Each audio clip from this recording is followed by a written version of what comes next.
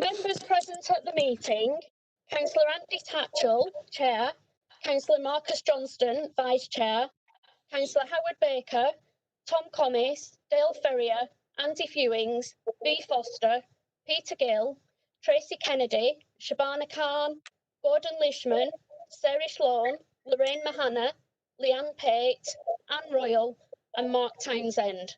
Also in attendance, executive members, Councillor Charlie Briggs, Gordon Birtwistle, Ivor Emo, Margaret Lishman, Cosima Townley, and supporting officers, Mick Cartledge, Chief Exec, Lukman Patel, Chief Operating Officer, Catherine Wardby, Head of Legal and Democracy, Joanne Swift, Head of Street Scene, Paul Gattrell, Head of Housing and Development Control, Rob Dobson, Head of Policy and Engagement, Asad Mushtaq, Head of Finance and Property, Simon Goff, Head of Green Spaces and Amenities, Kate Ingram, Strategic Head of Economy and Growth, Imelda Grady, Democracy Officer, Christine Wood, Democracy Officer, and Alison McEwen, Democracy Officer. Thank you, Chair. It's over to you. Thank you. Welcome everybody to the first scrutiny meeting of the year. Just a few things on the agenda as we're about to start it before we go much farther.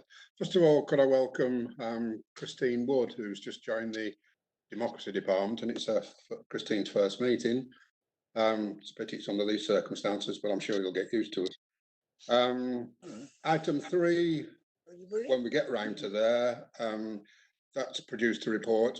I was looking at it on Monday, but because we've got such a full scrutiny committee meeting within 48 hours, decided we'd put it on at the end of this, and as has already been mentioned, it's a private report, so that's when it comes round to additional items of business. When we get to item 7, that's a presentation, and there are 30 pages in that presentation with quite a number of different officers contributing.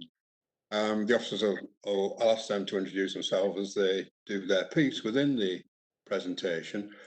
If members could keep, and I know this is not going to be easy, keep the questions till the end.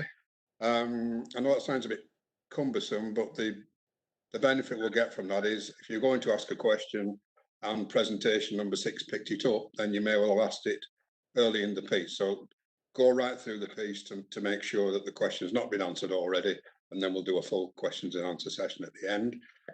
Welcome the executive members who are here as well. They can contribute and we can also do questions with those. When we get to item 9, traditionally this time of year, we do the scrutiny review groups.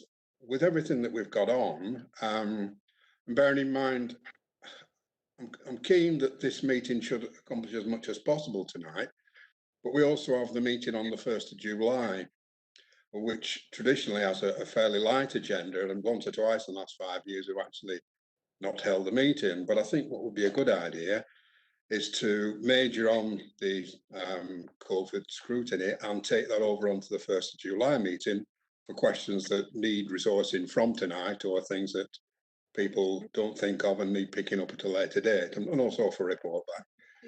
So to do the scrutiny review groups on item 9 does seem as though we're loading it down. It would seem probably a better idea, as long as members agree, to actually move that scrutiny review group. I think we'll keep the Calico going because they didn't give us back the promises that we asked for last time. I think we need to nail that down. But for the other ones, to put them onto the agenda for the September meeting, while we concentrate all our efforts to the COVID-19 for the tonight and for the 1st of September, as long as people are happy with that. I'll take silence as acquiescence. So without further ado, we'll move on to item number 1, apologies. None have been received, Chair. There's the meeting code. Thank you. Minutes of the last meeting, will somebody move those, disregarding the last paragraph of those particular minutes? Move it. Fate played a part, and thanks for the sentiments, but it didn't work out that way. Everybody happy with those? Can somebody move them? I wrote it down. And I can see Andy nodding. Royal, yes. Yeah, I'll Yeah. move them. Thank you. Declarations of interest. Oh, sorry, any other items of business? Yes, Chair, there is the market report that you referred to earlier, which is being taken at item 11 as a private report. And Kate's doing that, is she? And Kate Ingram will take that report. Thank you. Thank you. Item 4, declarations of interest.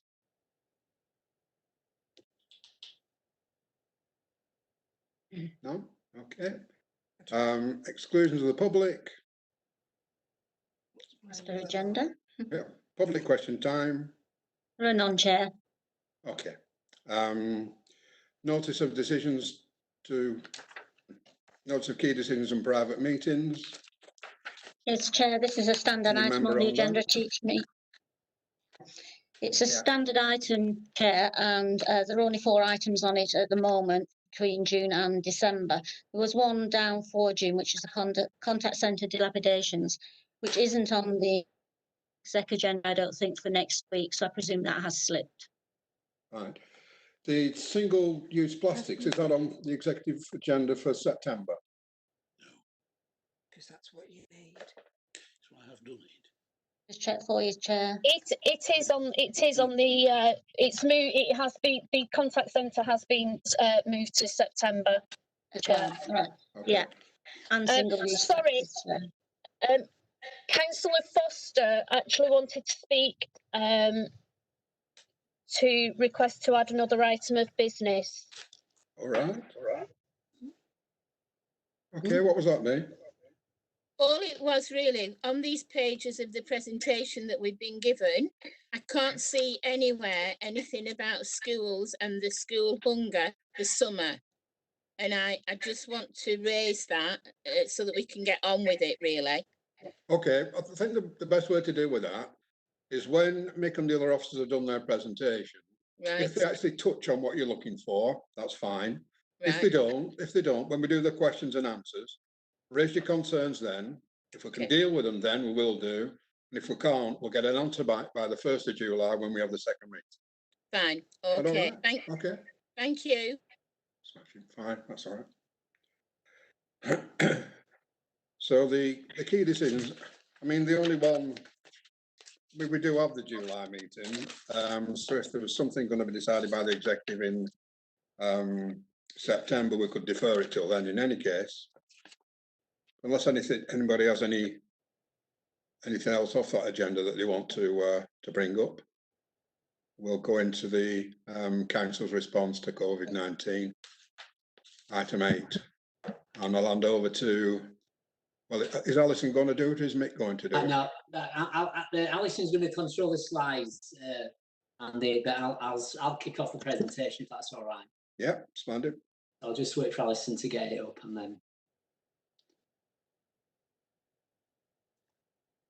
Okay, so can everybody see that? Yep. Yeah, thanks, Yeah. Alison. Thank you very much. Okay, thanks, members. It's interesting. I was reflecting just as we started this, and it's actually less than 3 months since the COVID pandemic really started to take effect and have an impact in this country. And on that, you sort of reflect about what have we achieved and what challenges have we had and what have we achieved since that time. And hopefully what this presentation will do. You said 3 months. Somebody's not on. I've got a few members And I not on think that's silent. Councillors Leishman. I'm not, Yeah. I can't work out how to do it now. Maggie, yeah, all right. Yeah, it's okay. I'm trying. No problem. Okay, so No, a significant amount of work that has been done since the actual pandemic why can't I get really it? started to take effect. And what we wanted to do today was really focus on what the council's response has been, which you'll see off, and that's why I think we've got nearly every head of service along to tell you about the work that's been undertaken in their service units, but also go into a bit more detail around the work of Burnley Together, and maybe we can pick up the food issue that B was talking about, a little bit about the work of the Lancashire Resilience Forum and what that forum is. and we'll spend quite a lot of time on that. So about what we've achieved over the last 3 months. And then we'll start to move to talk about the next phases. And it's not a linear process, is this? We will move from different phases at different times. But our transition to whatever the new normal will be, and opening up of environments, what our recovery, the work we've started to do around recovery, especially in the first instance around the economy, and start to think about what the future is and what that new normal is. And to be clear, we don't fully know what that new normal is yet. And so there's quite a bit of work to be done on that. But I'll ask you a few questions at the end as to what you think the new normal might be. So that's the structure of the presentation. It's a long presentation, but it needs to be, because there's been so much that's been undertaken. And I think it, hopefully, and to be honest, we won't cover everything over the next probably hour that this presentation will take, but it will give you a really strong feel for all the work that different people and partners have done in responding to COVID. So I'll finish there, and we'll move on to the next slide. Sorry. Okay, so Asad will kick us off. Thank you, Mick. I'm Asad Mushtaq, Head of Finance and Property. So just in terms of an update in my service unit, I've distilled it down into 5 areas. So I think one of the key things earlier on were the business grant scheme, which was a tremendous undertaking in terms of setting up a brand new process to distribute the grants that we've been given by government to target businesses. So it's not an understatement to say we were absolutely flat out working with economy and growth to process these grants and get them out. And I can, I'm pleased to report as of today, we're actually up to about £21.2 million of grants paid out, which is a significant amount. And now we move on to the kind of discretionary scheme. In terms of other work that we've been doing, Ian Evenet, many of you will know, has been doing some fantastic work with the LRF in terms of modelling excess deaths, which has been used as key data for authorities across the county. So that's been really important work for that group, and it's been modelling the various scenarios around the deaths in the county. Obviously, a key area has been financial management. So it's almost a kind of daily moving feast in terms of working up financial models in terms of where we are with the impact of the virus and keeping going as a business. So we've been kind of flat out keeping members and management team updated so kind of decisions can be made with good data. And I don't want to underestimate the work Liberator have been doing in various areas, but especially around kind of revs and bends. So one of the early responses from government has been to give reliefs to businesses and to residents through the hardship scheme. So that's taken a significant amount of work. So many of you will know who kind of dealt with these systems before. There's a tremendous amount of testing and a tremendous amount of data to go through to put these reliefs on. So which is why there's a long kind of lead-in period when we issue new bills in the new year. So many of these new reliefs were announced in March with a very short turnaround time. So they've done tremendous work to rebill and to get those reliefs onto those businesses who can really benefit from that reduction in what they've had to pay. And then finally, not neglecting property. So even with people decanting from the town hall, it's been critical that we continue with our inspections and make sure our assets are safe.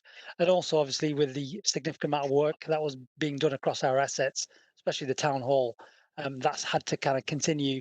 And essentially, staff and officers have been across that even during these times. So there's been a lot of work kind of been done across the field, and it's been really good work. Thank you.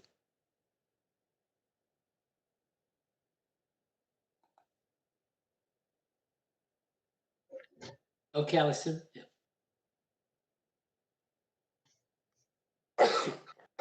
Okay, thank you. Paul Gattrell, Head of Housing and Development Control. The first slide is covering the response to homelessness. There was an instruction that came from government towards the end of March, which said that we need to get all rough sleepers off the streets and ensure that we sort of prevented homelessness wherever it occurred. So we very quickly moved on this, and working in partnership with the private landlord sector and some of the accredited landlords that we've got in the town, we actually acquired a number of properties with a number of additional bed spaces. this was to ensure that we could immediately house those that were rough sleeping, but it was also a recognition that through the process, really, and as a result of the sort of pandemic, there has been a sort of slowdown in the housing market. So the private sector and the social sector we're not finding the sort of turnover of properties, so moving people on will be more difficult. So what we've actually managed is we've got those bed spaces, and through those bed spaces, we've been able to provide that accommodation very quickly as well. The slide also looks at the 30 bed spaces which were for hospital discharge. Now, this is something that we did in partnership with other local authorities across Pennine, Lancashire, and the health sector. And what we've actually did there is we sort of went into partnership to provide a number of bed spaces, which would allow people to move through hospital quicker, and people could be discharged from hospital and immediately be provided with a bed space. If there was any reason that they were either no fixed aboard when they went into hospital, or there was any issue with the accommodation that they could return to. A couple of other things probably to mention on the homelessness front as well.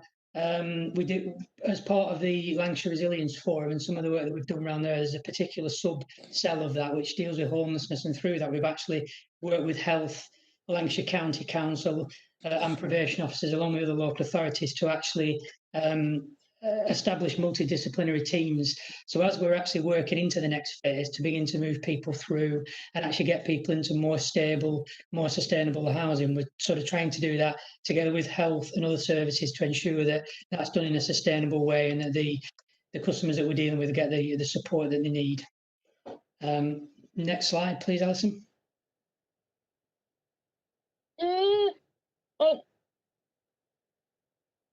Is that the right one, Paul? Yeah, thank you.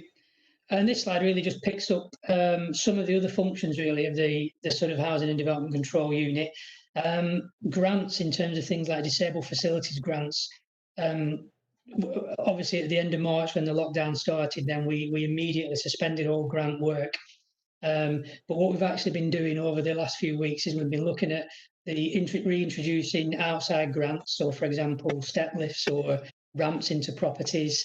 And what we're also doing at the moment as well is going through those grant applications that we've got and actually working out together with the applicants and the occupational therapists which ones we can potentially begin to look at where we might be able to social distance. So there might be a particular circumstance around that grant that will allow us to deliver that safely. Empty homes. There's not been a huge change on the empty homes front. We've still been able to work through the compulsory purchase orders that we've got on the books. We've continued to carry out property inspections because, of course, the properties are empty. So that's something that can be done individually.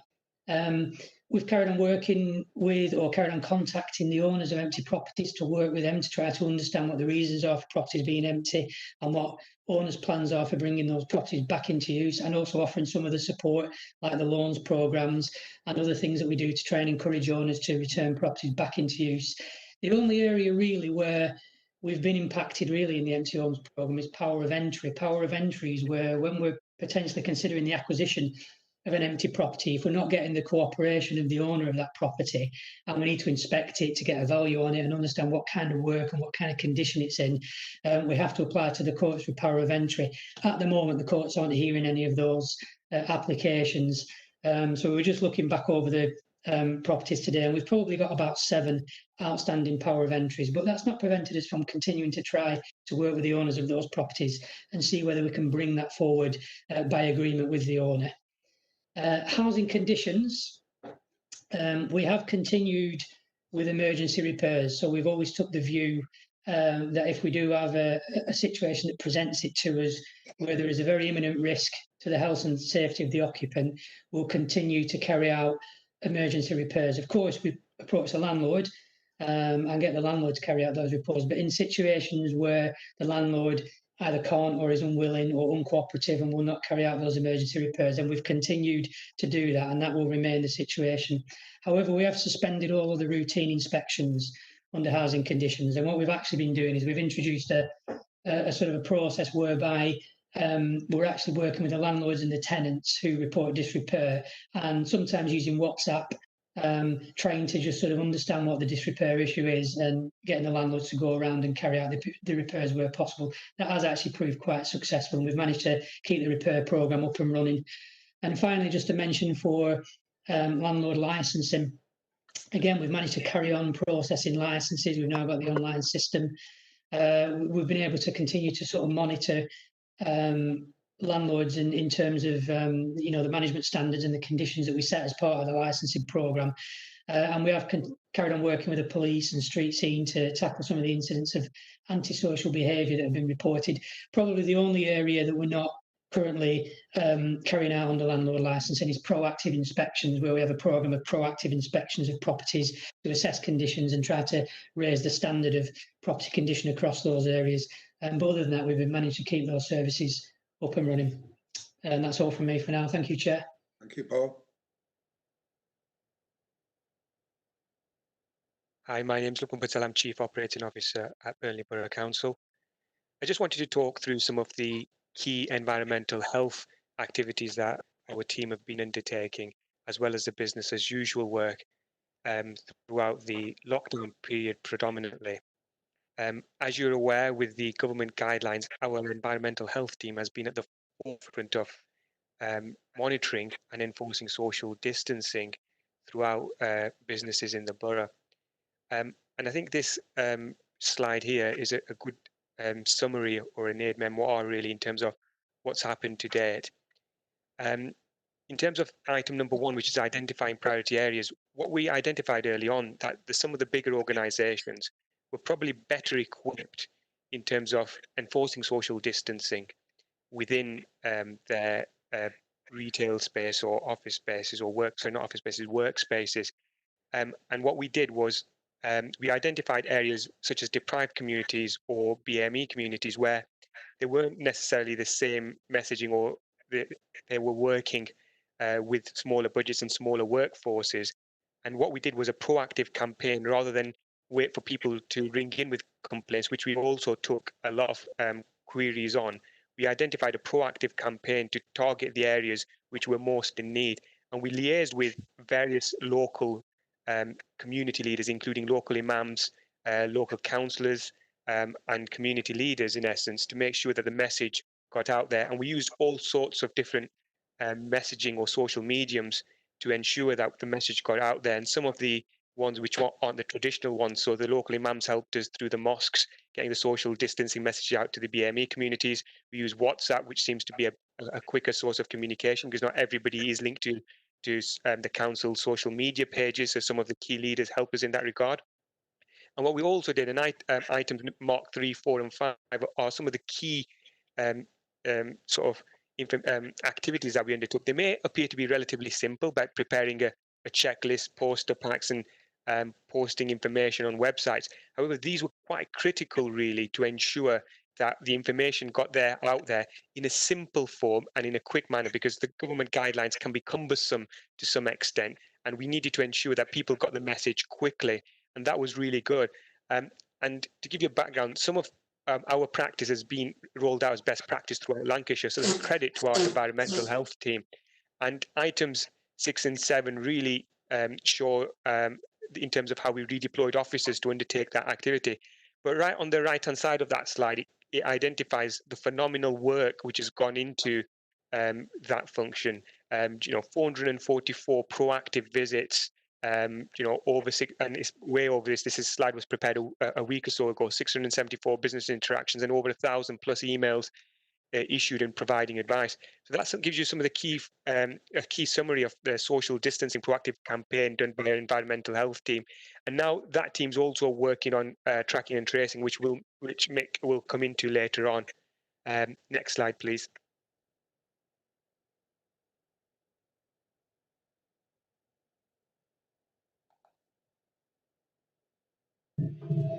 Good evening, Chair. Good evening, members. I've got 2 slides. I'm Catherine Wardby, Head of Legal and Democracy. I'm responsible for the general reception at the Town Hall, and this is one of the few services that's remained open during COVID-19. We've had a small core of staff who've come into the Town Hall every day to maintain essential services. whereas the remainder of the other staff within the department have continued to work from home. So the staff in the town hall have kept reception open. They've dealt with incoming and outgoing post. They've dealt with deliveries, and they've supported and provided office support to other teams. And we also facilitated the relocation of the contact centre, which meant that members of the public could make essential visits to the town hall and get the help that they needed. In relation to my other members of staff within legal services, essentially they've carried on their day job, but working mainly from home. But they have been essentially concentrating on giving advice in relation to the new legislation which has come on board. We've had the Coronavirus Act of 2020 and a whole host of regulations which have dealt with a number of things, including giving the council the ability to hold remote meetings such as this, and also advice on business closures. Next slide, please. Thank you. So I think probably the biggest piece of work which the department has encountered over the last 10 to 12 weeks is the process of moving normal council meetings, committee meetings, into remote meetings. This has been a massive piece of work for all members of democracy, and has been a collaborative piece of work with officers from legal services, other client departments, and graphics. And the legislation enabled us, the legislation that was introduced in April enabled us to move forward with remote meetings, and officers worked very, very hard to get to grips with the technology, to trial different pieces of technology and to work with it. Once we identified suitable platforms for video conferencing facilities, officers then trained other users and members on this technology. And since April, we've held, I think, 3 licensing subcommittee meetings, 1 development control subcommittee meeting, and also the annual and appointments council meeting on the 27th of May of 2020. And going forward, officers have developed lots of new skills in terms of hosting meetings, streaming meetings, and obviously the technology to run remote meetings going forward. So it's been a really steep learning curve, but one which I think officers have done remarkably well in pulling it off. And I think we were one of the first councils within Lancashire to hold our annual council meeting remotely. And then moving on, in terms of elections, COVID-19 will have an impact in terms of the way that the council carries out its annual canvass. This is normally a door knocking exercise which starts in early July. Because of COVID-19, the usual process of the door knocking won't be something which is a safe thing for officers to do. So we're going to actually do a postal canvass in early August using the Royal Mail Service. And then following on from that, usually in October, there is a door knocking exercise carried out to contact households that haven't responded. And we're looking at alternative ways of dealing with that, just to make sure that we get the canvas forms back. But obviously that's social distancing issues will have an impact on the way we carry out that out. So we are looking at other options. And that's it from me. Thank you. Thank you, Catherine. Thank you, Chair. Simon Goff, Head of Green Spaces and Amenities. So Green Spaces staff have worked normally throughout the lockdown period. It was interesting at the start of the period, we were getting quite a lot of complaints from members of the public as to why we were working, but we carried on. And what we have seen is that public use of parks and green spaces has been exceptionally high during the COVID lockdown, with people being restricted as to where they can travel and exercise at home. With a combination of that and good weather, I think people have enjoyed exploring Burnley's parks and open spaces. We have also had staff deployed to support the Community Hub food deliveries programme, though currently we no longer need to support that. And our park ranger team have been really busy kind of managing social distancing, and we've had a good deal of support from the police in that. And it's something that is kind of getting more challenging at the moment as people are kind of straining with the lockdown and the messages that are coming out of government and other issues that are happening. So there's a lot of pressure around ball courts, play areas, those sorts of things where the kind of restrictions on the use of those probably can't be sustained for very much longer. In terms of bereavement, the staff have done a brilliant job there, and they've worked tirelessly and faultlessly throughout the period. And a lot of effort at the start was put into planning for the worst case scenario. And we're fortunate that the lockdown was very effective in flattening the curve and reducing the number of deaths that occurred in Burnley. The preparations included training extra staff to work both in the crematorium and in the cemetery. And I take my hats off to staff who kind of volunteered to take part in that training and got trained very quickly. We were fortunate that we didn't need them, or we haven't needed them as yet, but that's not to say that we may not in the future.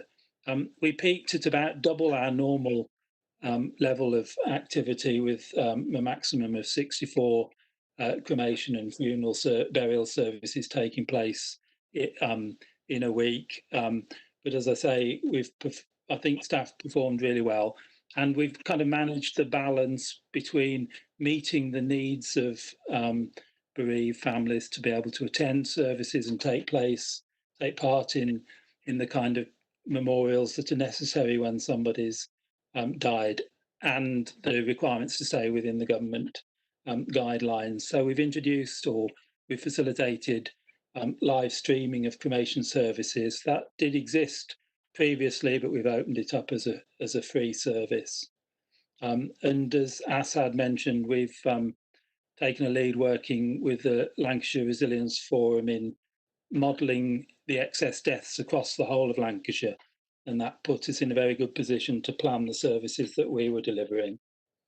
And we're seeing the death rate fall off quite a lot now, so we're down to about 39 funerals a week from a peak of 64, and our normal average would be about 30. So over the next 3 weeks, I think we'll drop down to normal levels. We have also seen families from outside Lancashire use our service because funeral attendances were very limited at the Yorkshire crematory at Skipton and Halifax, and so we found that funeral directors were choosing to bring services to Burnley. At Townley, we've carried on with staff working at the hall, undertaking security of the building and environmental monitoring. We're posting stuff on Facebook. We've got a new exhibition starting of historic postcards, which is an online exhibition. So we've moved some of our content online. And we're also now planning towards the reopening of the hall. That will be starting with the toilets and shop opening early next week, and planning for the reopening of hall with a booking system so that we can kind of manage social distancing but still allow people into the hall. And the park itself, that's been really busy. We opened the pay and display car parks a few weeks ago with support from the police. We opened the rotunda toilets at the beginning of this week, and that's been well received. And Burnley Leisure opened the golf course at Townley on the 11th of May. And as I mentioned, Townley has been, particularly busy. We've also got the ice cream van operating again, which is good. And that's everything for green spaces. If we move on to the next slide.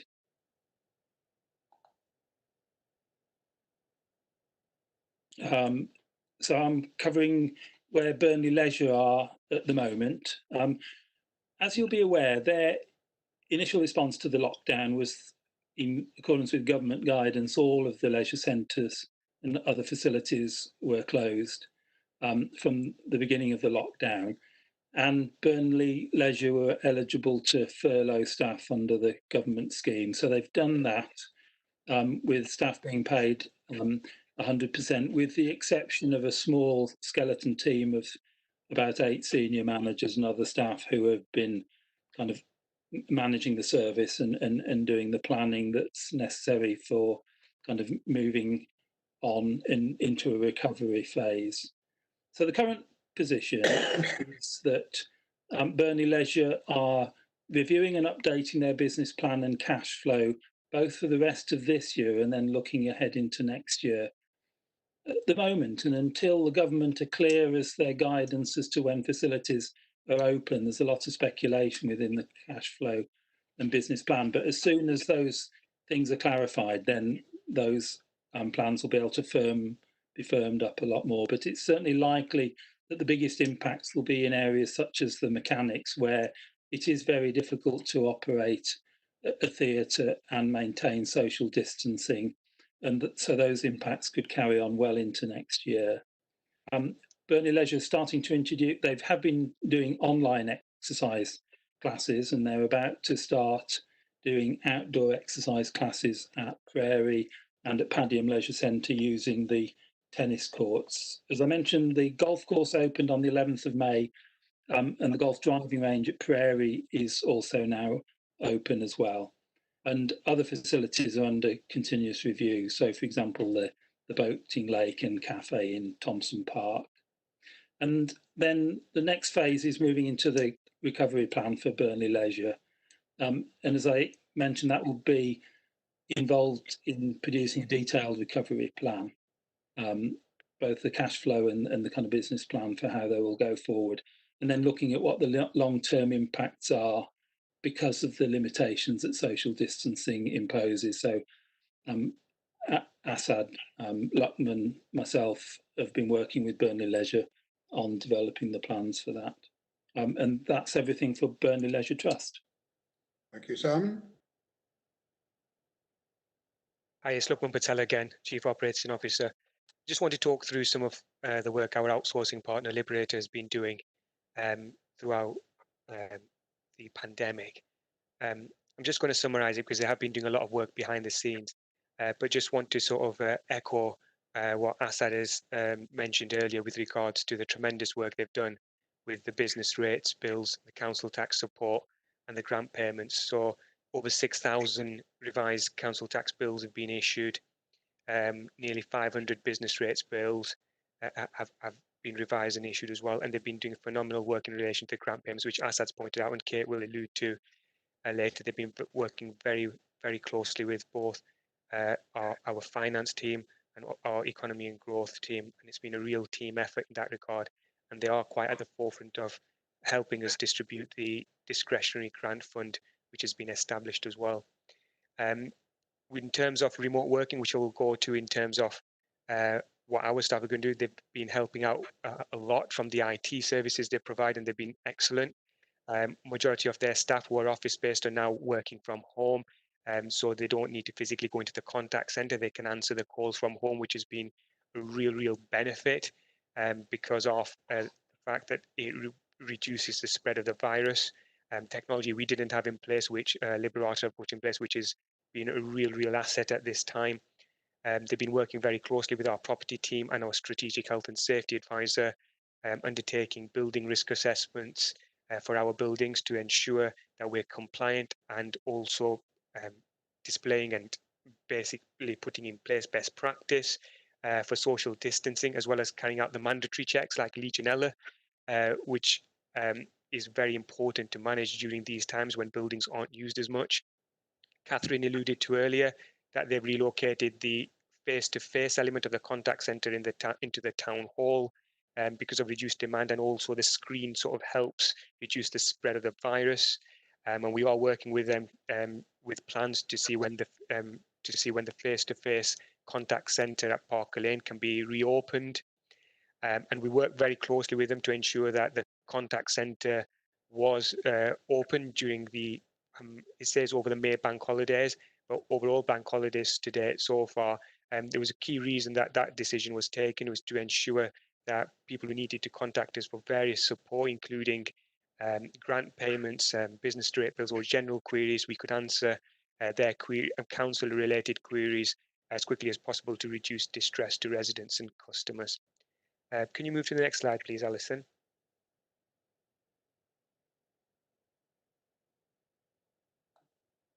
Now, I probably should have started with this slide a lot earlier, and with hindsight, probably would have done. But in terms of our workforce, they've been absolutely phenomenal, really, in terms of the response to COVID. And it goes from day one, really. When the pandemic hit, I had, various calls and emails and text messages from staff members, some staff members who were predominantly office based, and rang me up and said, we're happy to do anything, with some of the distressing news that was coming through the media. One staff member said he'd be happy to help dig graves. Another staff member, said we're happy to help the refuse team, and it just shows the tremendous staff that we've got in the authority. They've been absolutely phenomenal throughout this response. And this slide probably doesn't do it justice, because I have highlighted that 7 employees that were prioritised to help on the Burnley Together Hub, which we'll talk about later on, and employees helping to deliver food parcels to the vulnerable residents and to reduce the rate of infection as well. That is just at the tip of what great work our staff have been doing throughout this pandemic, and they've been so flexible and agile, which has been phenomenal, and a real credit to the council itself. In terms of the staff, it's important that we support them. It's just not a one-way thing. That we have to ensure that the staff have got the appropriate protection, support, and to help the organisation, and more importantly, the residents and businesses. So what we did was we identified key workers across all services so they could get access to the relevant education provisions, because the schools were only open for key workers. We also ensured that staff can work from home where possible. All of our staff that can work from home were quite quickly set up to work from home. We did it, weeks before the lockdown, to be honest, because we anticipated that we needed to be ready. We ordered the relevant equipment, and before the lockdown, the majority of our staff were working from home. And I'll talk about it on the next slide afterwards. But that was a very key part from our perspective to reduce the rate of infection amongst our employees, and to set best practice, because if the local authority is working from home and that message goes out, it's a real good positive message to send, and we did that quite early on. We identified vulnerable employees quite early, before the government shielding or other announcements. We did individual health checks with all our staff to ensure that those that had any sort of risk attached to their health condition and they were at higher risk, we ensured that appropriate risk assessments were taken, and they were not only were they set up to work in different environments and they were provided with reduced risks, but we also ensured that we put in place processes that they wouldn't feel left out as well. And so that is really important, because they are even people who are have to work in different ways. They have to be engaged within our organisation, and we did that quite well. We also ensured that our shielded employees, and we've got 6 within the organisation, these are those that are identified by the government as clinically vulnerable, were looked after, not only from providing the equipment, but their well-being was looked after by their requisite line manager. And in addition to that, we continue to monitor that going forward, because although we are out of that protection stage, it looks like going forward for shielded employees, we still feel we owe a real duty to those employees, and we will protect them and support them where possible, and where possible work from home, as well as supporting their mental health and well-being as well. And like I've just alluded to earlier, employee well-being was at the centre of a lot of the actions that we were undertaking, and the reason for that is that this lockdown and generally the pandemic will have various impacts, including mental health and physical well-being, and we ensure that we engage with staff in a variety of forums. Some of them have been shared with members. We try to make them fun with videos, etc., to ensure that we could continue to retain staff morale and ensure that we sort of engage with each other throughout the process.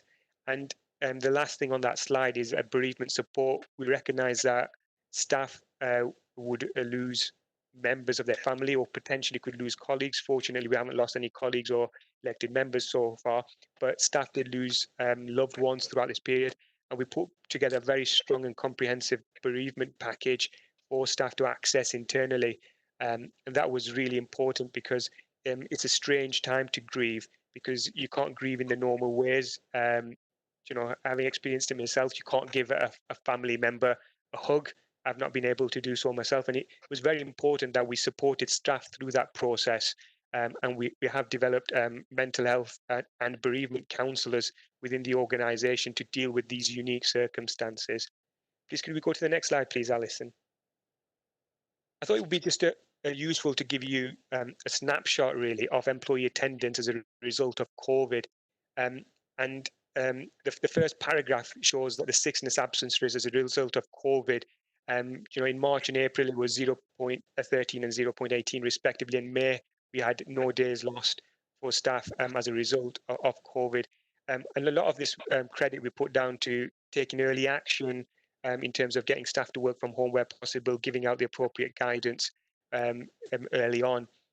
And the second paragraph talks about days lost due to employees needing to self-isolate where they were unable to work from home. So staff may not necessarily have developed symptoms of COVID, but they needed to self-isolate because of various statutory requirements. And that is relatively low. So it was 0.16 days per employee in March, 0.18 in April, and 0.10 per employee. And that just shows because where possible, we ensure the staff were equipped to work from home. And if their roles didn't generally fit from working from home, we reprioritise them where necessary to ensure that staff can continue to work and help the cause. And our staff have been fantastic, really, in that regard. Thank you very much. I'll just hand over to Joe, who's going to take the next slide now. Thanks, Logan. Good evening, Chair, and good evening, members, and I hope that you're all safe and well. The next two slides just cover the headlines in terms of, and I'm just reflecting similar to Mick, it feels like a journey, even though it's a short few weeks, it feels like a long time in terms of how we've moved. And essentially for me, in terms of delivering frontline service, I can see three key themes in the main. One in terms of the impact of what are traditional street scene bread and butter services. And for sure, we've had to look at how we deliver them because there has been a need to deliver them differently due to demands, due to regulations. But also, secondly, in terms of how we mobilise the workforce that have, unprecedented times of having to work differently. And as Lukeman has already alluded to, we've had to plan and ensure that we had the ability to be able to remote work, to maintain critical services. And thirdly, for me, and this is probably the big one that we're going to talk about, is the new roles that we've all had to deal with in terms of responding to COVID. So if you bear those kind of themes in mind, hopefully that helps in terms of taking you through the next two slides. So in terms of the first element, and I don't intend to go through each one in detail, but I think in terms of critical bread and butter service for street scene, I'm really proud that in terms of we've managed throughout this, she says touching wood, to have maintained delivery of all our services. I know that colleagues from other local authorities have really struggled and that they've, residents have seen a disruption. I'm really proud that through the planning that we've put in place, the relationship that we have with our contractor, in maintaining the health and safety of our crews as key workers, and the changes to the work structure that we've put in place, and we've monitored on a daily basis the needs of the crews, to be able to go out there and work safely. And the whole gambit, I haven't had to go back to members at once to say that we haven't got the resource to deliver services. So I'm really proud that for the whole of the borough, whilst residents have been going through what is a difficult challenge for them to adjust in terms of lockdown, critical waste and cleansing services have been maintained. And as I said earlier, we've had to adjust some. So some services have been ceased over the period, some have been monitored and suspended, some have adapted. So in terms of car parking services, we've followed obviously regulations and guidance and wanted to ensure that access for essential workers, key workers across our town could do so. And we've been able to do that really quick and ensure that key workers that have worked throughout the lockdown period have had access to parking near the localities. Obviously, that's a demand service, and we wanted to work responsibly as a council and not encourage our people to not abide by the current regulations. So there's been that balance in terms of fluctuating with demand. In terms of, I've talked about ABASA, we've maintained services for local people in terms of cleansing. Obviously, we have seen changes in demands, what are normal frontline services. Whilst most people have been at home, that's had an impact on, for instance, cleansing our 10 centre, but you will see we've maintained that service. And despite what you may have seen early days locally, nationally in the news, we did not see the impact or peaks locally on fly tipping. We've maintained our tonnages, and that seems to have worked well as a service. As I said earlier, we was responding to what is 97% of the service unit working remotely from home. And I'm really pleased that there has been support from those that have continued on a daily basis to work from the town hall, and we've managed to develop our processes and procedures that have enabled us to get things like post out routine jobs to ABASA out that need that probably centralised approach, while supporting all of us, the remainder of the unit that's been home working. I touched on earlier that there's been probably new responsibilities placed on us in terms of responding to COVID, and that's probably the last point on the first column. We've obviously seen what would be, I would say, a reduction in traditional reports of antisocial behaviour, but we've seen an absolute surge and increase in the public contacting the council and the police in terms of the impacts locally of the new regulations and wanting some advice, support and guidance. We've done that. We've worked with partners to look at how we can support residents that, you know, lockdown does cause challenges for some. So in terms of ensuring that domestic abuse provision and signposting is available, access to mediations of a virtual nature, which has been a new approach and something that we haven't had the need to do previously, have been really successful. And where we've needed enforcement action, we've supported the police and other partners. So for instance, we've supported around issuing CPWs, community punishment warning letters and notices, and they have had their impact that's been necessary. I think in terms of, again, responding to the new demands of COVID, and obviously responding to local needs and demands, my engineers team supported the CCG in developing in a phenomenally short period of time to pop up, for want of a better word, temporary mobile surgeries, one based in Paddy and one based at St Peter's Centre, which when you look at it in terms of engineering projects, we probably, the way we turned that round to the satisfaction and to allow CCG to be operational was phenomenal. I think we dealt with that over about 7 days, and we were able to secure volunteers and help from our county council colleagues in terms of providing welfare facilities for the CCG. So again, it's brought together partners that can respond in challenging circumstances very quickly. A common theme that's already been mentioned in terms of seconded staff to the hub, obviously responding to people that have had different vulnerabilities and concerns and needing that signposted support. 6 of my staff from across Street Scene and ABASA have continued to support the hub in terms of providing that point of access, signposting support and their listening ear. And I know that some of those staff have also gone on in their own time to volunteer at the weekends to help with the food parcels delivery. So it just shows, to a credit of the council, how we are all working together to support who may be a bit more vulnerable in the community at this time.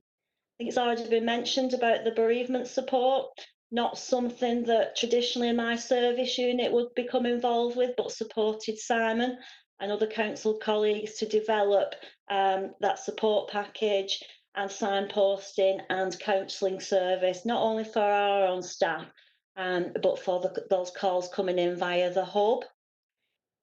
So there are other examples there where we've worked differently. I think if you, Alison, could move to the next slide. I wanted to show also that whilst we have been working remotely, we've had those members of staff that have been working on the new priorities, those that have kept us all going in terms of central administration procedures at the town hall, but also staff that have been working what is traditional street scene priorities. So we mentioned earlier that whilst there had been lower demand for car parking in the town centre, we used our resources sensibly. So the enforcement officer for car parking has been seconded to support our environmental health team, which has had a massive surge of demand in the work, and the enforcement officer has been able to help providing social distancing advice to our local smaller independent town centre shops to ensure that they're ready for the opening next week and are fully aware of where they can seek guidance, and just to provide help and assistance from a council visit to support. As you can see there on the slide,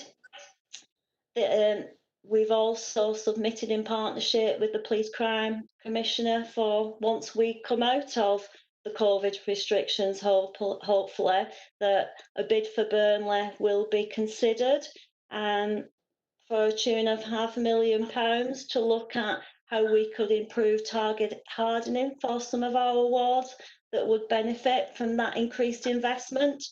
To only find that it was quite an ambitious ask to submit the bid in the timescales we had, then to hear that the Home Office had extended the deadline, but we were ready and the bid is in. Officers have continued to work on key campaigns that are close to members' hearts and minds, even more so at this time, in terms of fly tipping and dog fouling. And underneath you can see some of the examples of some of the comms work that's come out of the council in terms of the partnership work with our comms team and within Street Scene. We're seeing a phasing in of services that have been suspended over the early weeks of COVID. So you'll now start to see that visible presence of enforcement officers for littering and dog fouling. I'm pleased to say that many members have fed in the hotspot areas that we want these officers to focus on, and that's being done. So that's part of our transition to recovery. Officers within engineers have been working on schemes in partnership with County Council, and I'm pleased to say that work is progressing on Lower St James Street. Obviously, there are challenges on how we complete the key work to support the scheme. So officers are holding site visits, but observing social distance measures, which has been challenging, but we're getting used to it. And I just wanted to finish on the key point that is truly a corporate partnership endeavour. So working with Asad's team, with Paul and his team, and with Kate's team, where we have continued to progress the Storm Ciara funding opportunities for those residents and businesses that were affected. And it seems really odd to me when I look back at the beginning of February. I was up, as many of us were, probably to my ears, dealing with the response to Storm Ciara. And then within what is 4 weeks later, we're responding to COVID. But I just wanted to say that, you know, the persistence and the need to respond to Storm Ciara hasn't been lost. If you think about it, certainly in terms of businesses in Padiham, they were probably being affected by a double whammy in terms of the impact of the storm and the impact of business support. So it was essential that as quickly as we could progress that grant and to give them some recovery. And as you can see, we're also working now on resilience for businesses and for residents, which is more medium-term work, but that is ongoing. And that's it from me. Thank you, Chair. Thank you, Joanne. A lot of great work there.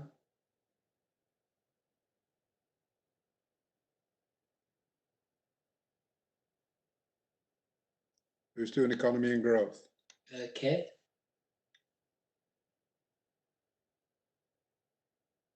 Sorry, yeah, you should be able to hear me now. Busy few months to say the least. I think most of our work over the past few months, and I know other people have touched on this, has been around the business grants for most of April and a good part of May. You know, all of our team, including planning officers, were redeployed to work on business grants, and it was a huge amount of work. At one point, we were taking over 100 incoming calls a day from businesses inquiring about the scheme and having to respond to that. More recently, we also set up and launched the discretionary grant scheme as well. And we made the first payments under that scheme earlier this week. So we'll continue to promote that. We've also continued to provide our usual business support services, so supporting other businesses to access a range of services, actually COVID-specific services and programmes, but also the usual business support programmes that are out there.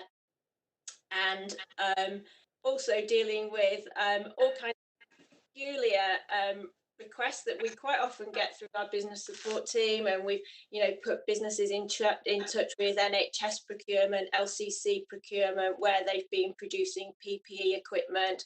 We've put other businesses in touch with other businesses where they can help each other out. We've also done a lot of social media posts. So we've done at the time of writing this, nearly 500 business-focused social media posts, and that's a mixture of information about support for businesses, public, safety information for businesses, and also where we can, promoting businesses and some of the great things that they're doing during this crisis. And we have been struck by the way that businesses have innovated and adapted. And we try to promote and help celebrate that a bit wider. My slide is very brief, but I'll just cover some other things that we've been doing. So we've also been coordinating town centre recovery plans. So in Burnley, we've had a working group with other council departments, but also with some businesses, with Charter Walk, with the police, Lancashire County Council, and the newly formed Business Improvement District. And we've got four strands of work on that, and some of it's around advising businesses, comms to the public, and that's about balancing, we want you to come to town, we want you to come and use the shops and services there, but it has to be done safely, and people need to maintain their social distancing. We've done full risk assessments of both Burnley Town Centre and Padiham Town Centre, and this week are putting in place measures that will help manage some queuing outside some stores, and also ensure that people still have space to maintain social distancing within the town centre, and constant messaging and reminders about that. And also within that work, we are monitoring, particularly in Burnley Town Centre, the footfall and the changes that are going to occur over the next few weeks. Similarly, we've also, on the 1st of June, we partially reopened the market, having put in place full social distancing and a whole kind of new operating system within the market, rather like the supermarkets, which you'll all be familiar with. And then next Monday, the market will be open fully. More recently, work that we have started, and sad piece of work really, and something we've not done for a long time, and that's around redundancy support packages. So we've been working with the Lancashire Skills Hub, DWP and other local providers around working with businesses who are making redundancies to make sure that their staff, that the people facing redundancy, do have some support provided. And also we're starting to move more into working particularly on a Lancashire-wide level with the LEP and with other partners around sort of economic recovery and reset. And I guess the really big piece of work on the slide that I forgot to mention is around what we've done on our big infrastructure programme. So we have sort of £16.7 million of infrastructure programmes in progress in the borough. At the time that the COVID crisis hit, a lot of that work stopped immediately. Other organisations who deliver for us were, like ourselves, unable to deliver. We've had to work with all those partners, LCC, the Environment Agency, Homes England, Historic England, various other people about reprogramming those, working with the LEP to make sure we could reprogram and secure that funding so that we can complete those projects this year and into next year. And within that sort of built environment area, we've also continued to work with Barnfield in delivering the student accommodation builder on Sandygate, which was always a big project with a very tight timescale. The current situation did leave some questions about what could be delivered, and our development partner Barnfield has pulled out all the stops and kept building on site with social distancing in place. And together with Barnfield and the university, we now have a plan in place for a partial completion and partial opening in September.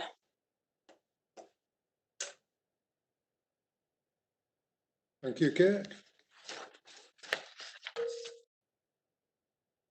Who's picking up the Burnley Together stuff? Thank you, Chair. It's myself and Rob. I'll just introduce some of the first few slides and then I'll hand over to Rob. Some members will be more familiar than others in terms of the work of the Hub. I'm sure that all members are familiar with the work of the Burnley Together Hub. But just by way of background, just wanted to sort of talk a bit about the strong work that's been done in partnership with a variety of different partners and wider community partners as well in response to the pandemic. We, along with other key partners within the borough, that includes Calico, Burnley Football Club in the community, the CVS and Burnley Leisure and the CCG, thought it was crucial before the government's announcement on shielding that a hub was created to support the most vulnerable within our communities. And everybody is aware that situations like this, the most vulnerable within our communities need the most support. And as a result, the hub was set up and been operational since 23rd of March. A lot of work went on behind the scenes the weeks preceding that to ensure different situations and needs, really, which Rob will talk through. But we wanted to bring together all the people who are helping our community and within our community to be safe during the most difficult times.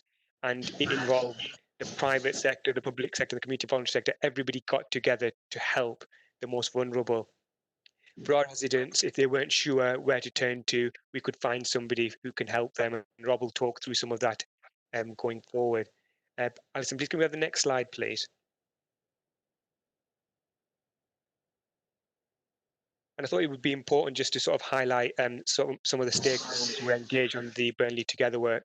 So I have highlighted the initial set of partners, should I say, which are on the first line. But I also want to highlight the wider partners that have been really there. And I probably haven't included all of them because Charterhouse, which Rob will talk about, and some other partners which have been really critical in delivering the work, the Gosha Food Bank, Building Bridges in Burnley, the Lancashire Resilience Forum, and many, many hundreds and hundreds of local volunteers who've really helped and support our most vulnerable within society. But it's really important to sort of acknowledge before Rob goes on the great achievements that the Hub have achieved. And none of this could have been done without the whole of Burnley pulling together in a real time of need. And that just shows not only the strong partnerships we've got, but a great community spirit that we have within Burnley that is there to protect the most vulnerable within our society, and also the people that have struggled the most. So I'll just hand over to Rob, who can talk you through some of the key achievements of the hub. Thanks, Lukman. Next slide, please, Alison. So how it works. The hub offers a very broad range of services, but over half of the requests received are for food parcels, with pickup and delivery of prescriptions the next most requested service. However, as you can see from the slide there, the hub also signposts to financial advice and mental health support, amongst other services. Next slide, please, Alison. So this slide shows how the Burnley Together call handlers manage contacts with residents.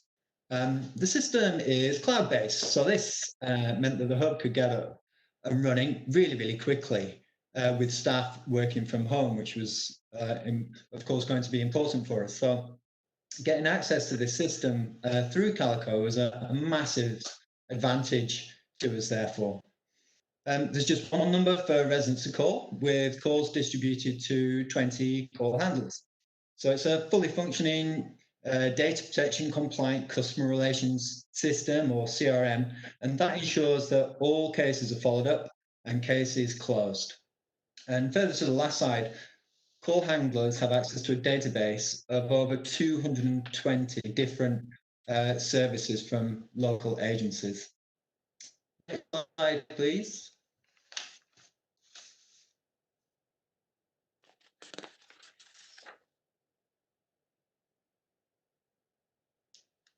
Alison, can I have the next slide, please? Thank you.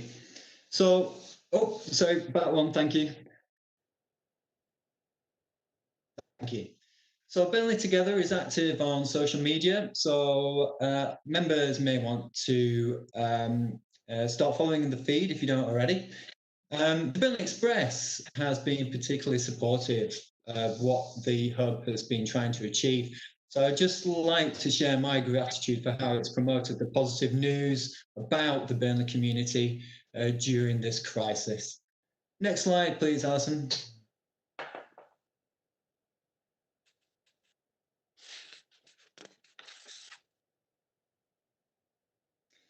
So in terms of outputs, well, we pulled this slide together a few days ago. So by now, well over 7,000 contacts have been made and over 3,500 food parcels have been delivered. And an amazing 135 new volunteers have lent a helping hand. However, call volumes are reducing. In the first week of June, there were about 400 calls into the hub. That compares with 1,400 in the first week of April. So that slide there gives you a flavour of the numbers, but I thought it would be helpful to very briefly talk members through a case study. So the hub has been contacting clinically vulnerable shielded persons, but we've also been contacting socially vulnerable people identified by local partners, and LCC call handlers who were part of the hub identified one such person. We call her Miss S. She lived alone. She was 89 years old. The call handler realised that she was struggling, so they put a call through to Burnley Together hub staff, who paid her a visit at home. And it was obvious to them that she was physically and mentally distressed, unfortunately. So the hub staff got a medical assessment arranged at her home and helped arrange a home care package. Burnley Together staff have been in contact with the neighbours, asking her to check up on her and make a weekly call to check that she's doing okay. And whilst Mrs. S is still vulnerable, it's highly likely that this intervention from Burnley Together may well have been life-saving. Next slide, please, Alison. So the Burnley Together family includes some inspiring local voluntary community-based sector partners. Chosa House is based in Gano. It usually runs a dementia, disability and older people centre, but during lockdown, it's delivered quite phenomenal 10,000 home-cooked meals to residents in need. Similarly, Goshen Mosque is delivering around 175 food parcels a week. Burnley, Pendle and Rossendale CVS has helped nearly 1,000 people, including around 200 each month through social prescribing, and has also delivered around 70 food parcels a week through Gano Community Centre. Next slide, please, Alison. Final one for me, what next from the Hub? The Hub is currently seeing an increase in health and debt issues, mental health and debt issues. So it's working with partners to identify ways in which we can meet that growing demand. The Hub's going to continue to play a part in helping with answering resident questions as we go through lockdown. So it's going to have the most up-to-date information, the latest guidance to answer those sorts of questions. The Hub may also have a role in track and trace as part of those efforts. But perhaps the most important point for me here is what do we do next? The crisis has brought the local partners together in a way we've never seen before, and it's worked well. And I hope that we'll be able to continue the momentum we've built up to meet the challenges facing the borough in the future. We'll answer that question over the next couple of weeks. But hopefully members have got a flavour there for the really positive work that's been done through local partners and through the local community over the last 3 months. Thank you, that's it from me. Thank you, Rob, some wonderful work there. Business continuity, who's picking that up?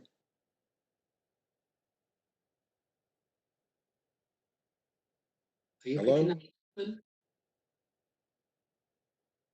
Sorry, I'm just having a bit of issue. Yeah. Can you hear me? Yeah. Yes. Yeah, sorry, I'm just having a bit of problem with the technology there. In terms of, before I go on to business continuity, I think Rob's alluded to some of the great work the Hub's done, and in terms of what's next for the Hub, it is an emerging picture. And one thing I've been speaking to all the partners, all the partners are committed to continue with the good work. We've been able to reach some of our most hard to reach communities in a positive way, and it'd be really important to build on that and ensure that they're supported in a variety of ways, and also, as well as that, support them in whatever way they need, and also help to drive sort of inclusive growth within the borough as well. But we'll keep members updated. In terms of B's question, which preceded the presentation itself, with regards to free school meal provision, members will be aware that it is not common for the free school vouchers to be issued during holidays, but the government did issue them over the last 2 school holiday periods. There has been no indication as yet whether or not the vouchers will be issued over the 6 weeks holiday period. But as officers, we are working to plan ahead. So if there is no vouchers ahead, how do we support the most deprived communities within our borough, and people who have children who won't have access to, who really struggle during the holiday period? So we are looking at ways in which we can support that. So once we have a more firmer position on that, we'll be able to come back to you. But at this moment in time, as with a lot of things, we are finding things out on a daily basis, but we'll keep you posted. Now I'll just go on to the next slide on the business continuity aspect. It's important to understand the business continuity aspect. Some of you guys may also sit on audit committee and probably understand the business continuity processes in a bit more detail. But those that don't understand them, there's generally a response, recovery and restore stage within a typical business continuity event, such as flooding. And although this pandemic also fits within that, it's probably a slightly different one, because there's no straight edge. It's continuing. So we're still dealing with some restoring and recovery aspect, but at the same time, we are partially involved in the response stage because a pandemic is still out there. And some of the work that Kate's team are doing in terms of reopening the town centres falls within that area as well. But Mick will talk about it going forward, but we are transitioning from the initial response to a period of supporting new services and restoring the old. So I just want to sort of give a flavour of in terms of where we are in the business continuity aspect for members. I'll just hand over to Mick, who'll take the next slides. Thanks, Lukman. And I'm really conscious. I've seen lots of members saying they've got a lot of questions to ask, so I'll keep these fairly brief, but hopefully focus on the key points. Members may have heard about the Lancashire Resilience Forum, the abbreviation LRF, in local media. The forum's been established for many years now, and the purpose of it is about bringing a wide range of different partners together to tackle major emergencies. It's as simple as that, to prepare for emergencies, so we have plans in place, but also to respond to those.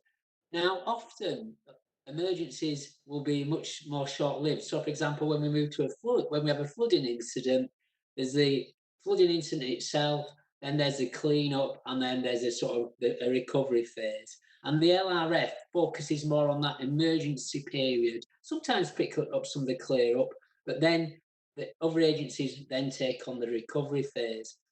And I don't think all the times I've worked at Burnley, well, I know for definitely, the LRF has never worked on an incident as that has lasted for so long, and that has involved so many partners. You see the range of the partners there. I'm not going to go through them.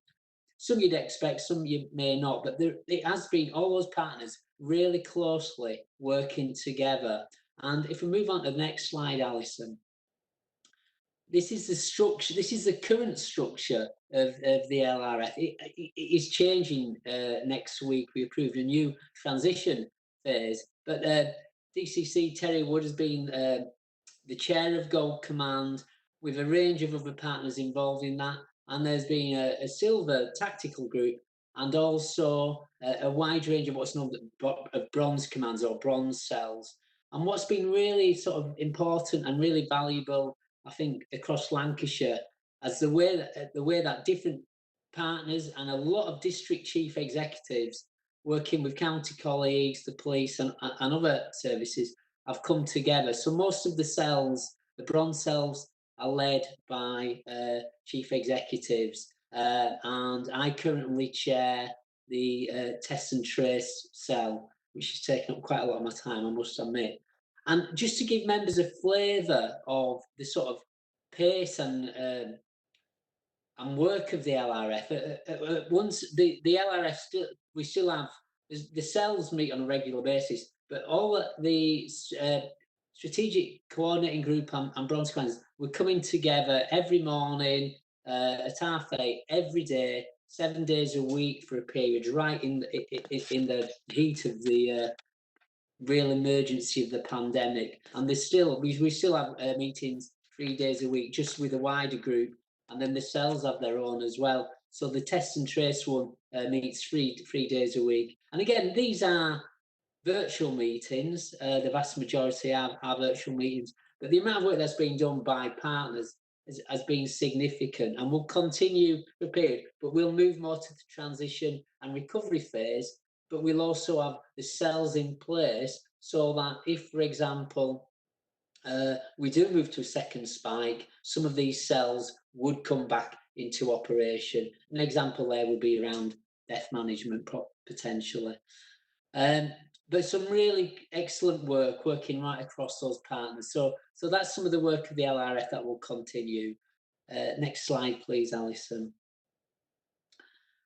As I mentioned at the start, a lot of the work that you've seen from colleagues has been very much around dealing with the emergency, transitioning to working in different ways, moving from working within the town hall, but really like working differently, working with partners. And that I think hopefully you've seen from that some excellent work.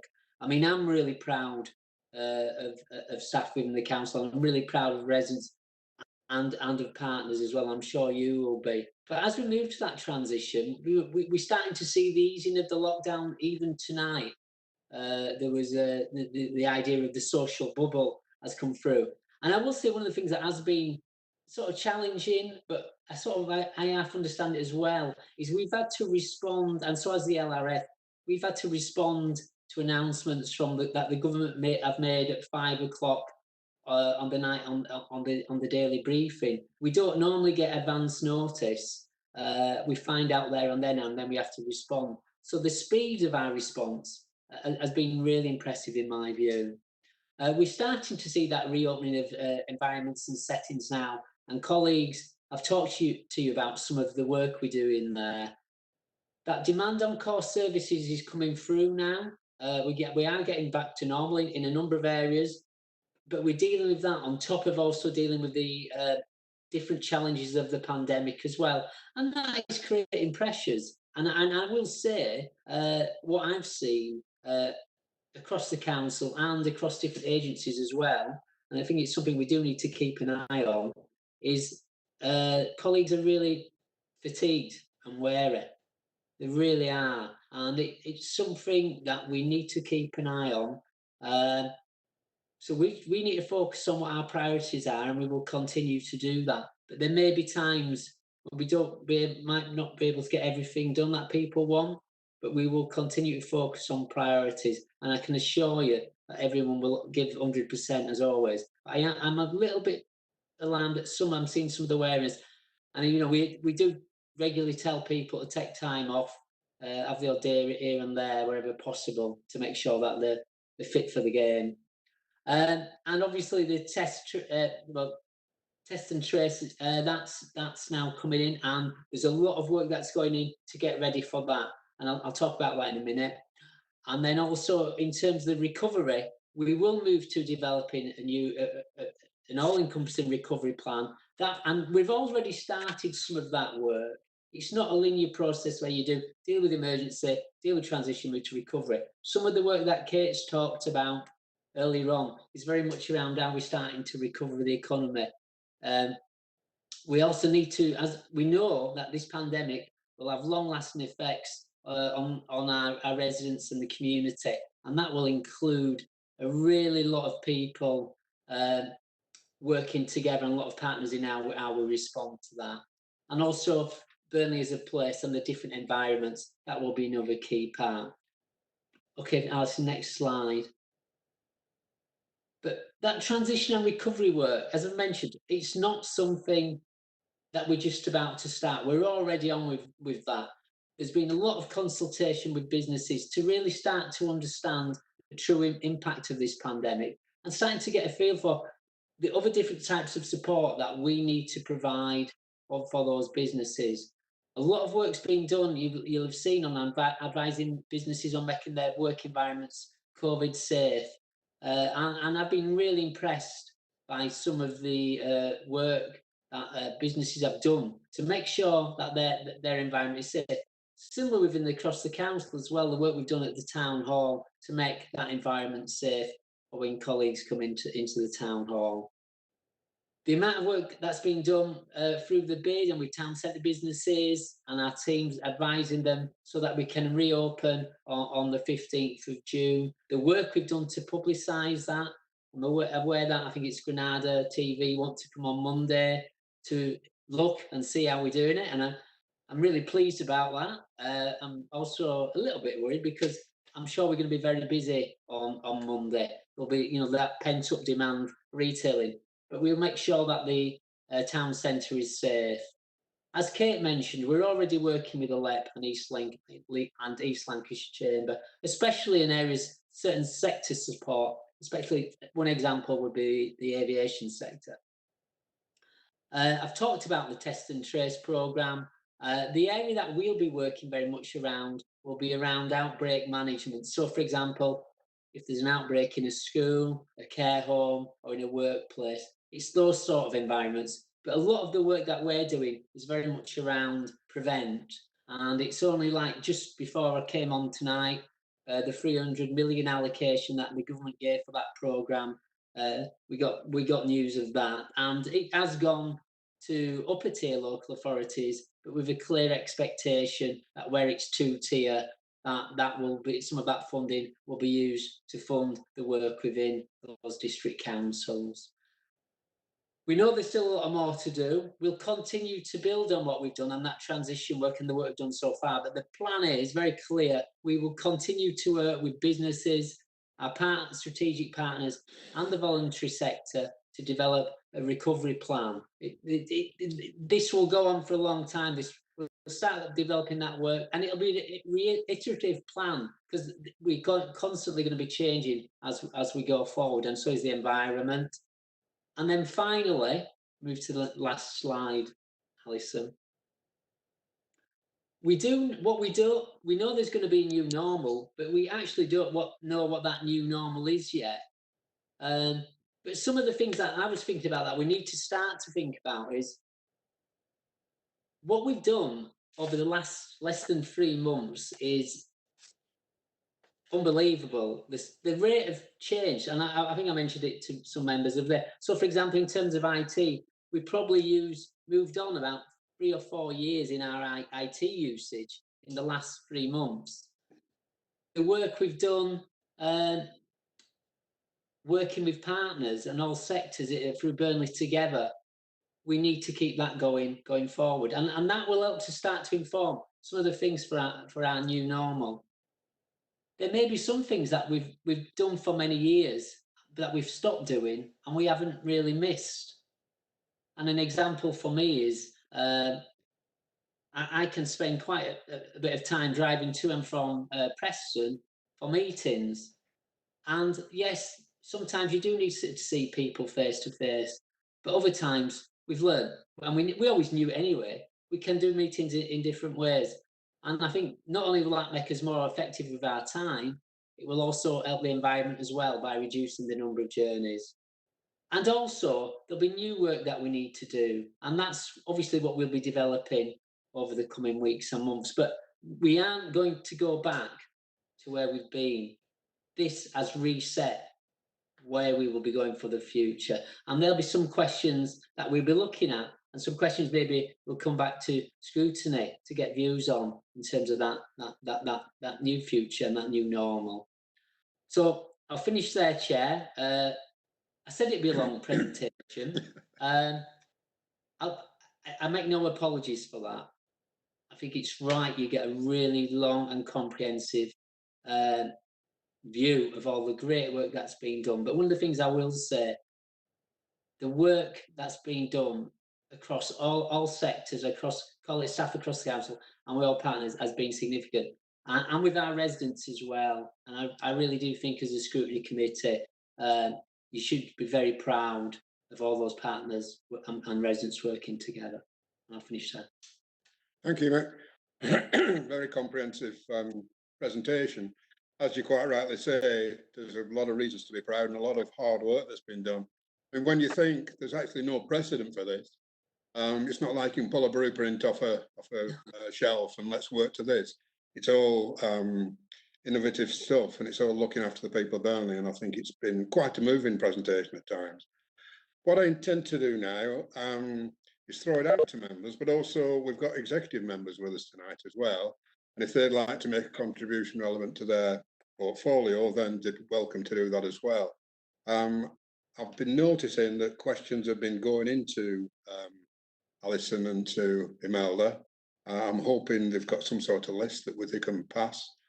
Just to remind members as well that if there's a particular officer that they want to come in, then can say so, and we'll try and pick that up. If your subject doesn't actually hit an officer direct, perhaps Nick or Lockman could pick them up.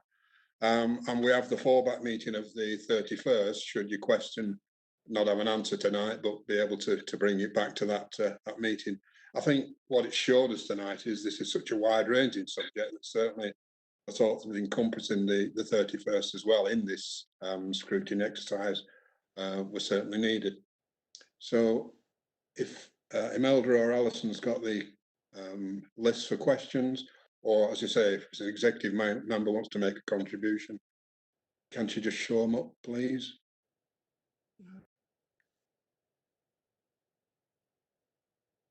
Sorry, can you hear me? Yes. Sorry. Okay. Gordon Lishman, I think it was put in by Maggie, but I think it was from Gordon, the question. Okay. Gordon, over to you. Yes, thank you, Howard. I was suffering slightly from the deputy leader deciding to do things on the chat site at the same time. I mean, I very much add my thanks and indeed congratulations to all officers. at every level who've done the work that we've been hearing about. It is outstanding and we should celebrate it. I want to raise some questions, particularly, however, looking forward. And these are matters which, as I think Mick just said, are matters that the executive will be looking at. And I think that the Scrutiny Committee ought to be looking at beyond that. The first and most simple one is when you look at the cost and all the things that have been happening, what is the short and medium term impact on Burnley Borough Council? And what are the implications for the money that we've got to spend in future and for our levels of reserves?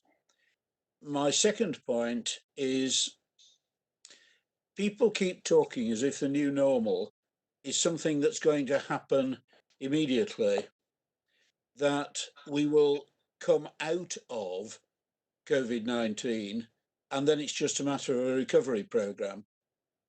We don't know how COVID works yet, or this version, but it would be unusual if we did quickly get to the stage where quite quickly everything was better. It would be normal for this sort of virus for us to be thinking about second and third waves of the virus taking hold before we got to the stage of having a vaccination and after that of a mass vaccination programme. And my point from this is that we shouldn't assume that we're simply now going to work through a recovery phase. We shouldn't assume that it's going to get worse, but we should plan on the basis that it's going to get worse. We should actually understand what our response will be if things are going to get worse in future. The most important aspect of that for us as a town and our future is about what's going to happen to our economy.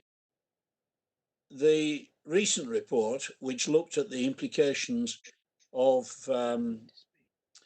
COVID combined with the implications of Brexit at the end of this year, possibly with no deal, suggested that manufacturing and automotive industries were going to be hardest hit. The Northwest was going to be one of the areas hardest hit, and within the Northwest, the two parts of Cheshire, which are BAE, Rolls and Bentley, and East Lancashire and West Cumbria will be the hardest hit. In Burnley, we are absolutely in the firing line for that double whammy, and that has some significant implications for how we plan in terms of our economy. Of course, at the moment, everybody's saying that saving lives comes first, but we know that long-term economic depression also affects lives in the long term. And there comes a time when we have to start thinking about how those two things relate to each other and what we do about them. I'm also not convinced, despite what we heard tonight, about the extent of our communication strategy. I do want to be clearer about the channels we're using, the audiences we're aiming at as distinct audiences, and the key messages which we're seeking to communicate to each of those different audiences and how we're setting about it. What we've seen is something which says what communication has been taking place. What we haven't seen is anything about what the underlying communication strategy is going to be. And that is crucial if, for instance, as the NHS is assuming in its planning, we have a second spike during the early to mid part of this coming autumn. At that point, reassuring people, giving them clear-cut messages and helping them through it is going to be more important even than during this first stage when people have worked on the assumption that things would get better quite quickly. And that's particularly going to relate to older people. And again, looking at the evidence, some of us are very clearly more at risk than others. And giving older people, particularly isolated older people, as we've already heard about, the help and support that they need, dealing with some of the implications of what's been happening as people come out of hospital, the problems with care homes and so on, are going to be major challenges. There is no greater responsibility for a local authority or for any government than keeping its citizens alive.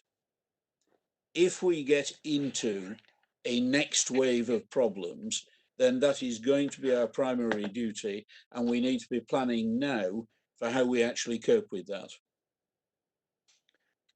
Thank you, Gordon.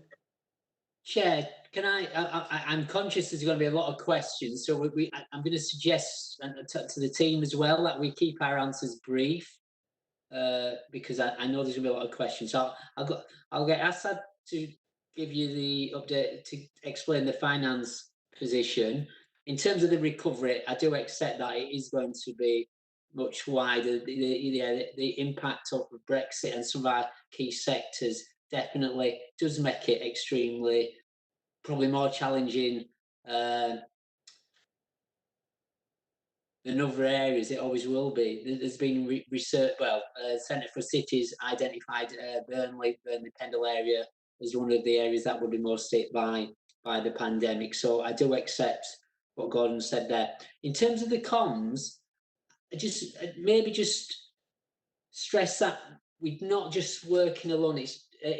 We very much, the comms that we've talked about there has been very much about how we've communicated the work that we've been doing. What we have been doing through the LRF, that's where we focus a lot of the more working on it, sort of engaging with residents and informing residents. So, for example, Terry Woods, DCC Terry Woods, and SACTI, they've been on the radio many days of the week talking about what the announcements, talking about what we want to see, and are we trying to influence what's happening in Lancashire. I do accept maybe some of that could have come more through a Burnley level, and I think with comms, you can always do more comms, can't you? So it's a point well made, but it's not just what we've been doing. It's also been what other partners have been doing and what we've been doing through the LRF as well. But Assad, do you want to just give an update on the finance position in terms of the longer term forecast? Yeah, thanks, Mick. Thanks, Councillor Ishman. So one of the key things, obviously, is we've had concerns around two areas. One is our cash flow position, and one in terms of our budget. So we've updated kind of group leaders meetings around where we are with that. So we're looking at probably above 5 million at the moment in terms of the full year financial impact, and that's taken into account the money coming in from government so far, and also sort of recovery at the back end of the year. Now, these things are obviously a moving feast. We've got a report coming to the next executive, a public report, which will be a lot more detailed in terms of what's been previously presented. So there'll be so hopefully there'll be a kind of more nuanced position then. But you raised the point around reserves, and it is critical. It is a critical issue around, obviously, if some of the worst case scenarios that we're planning for do come true or do come forward, then it will place a major impact on our reserve. So at some point down the line, if there isn't some sort of recovery away from the line we have, then we'll have some difficult decisions to make. Sorry, I'm just one of the things on that, Chair. I mean, what I will say is the position of this council is the same as probably every other council. And I know the LGA, they've been lobbying the government. I think that the sort of figure they talk about is around £6 billion for local government. So we're not alone. Very far, will it? Yeah. So we're not alone, but we continue to lobby. Imelda?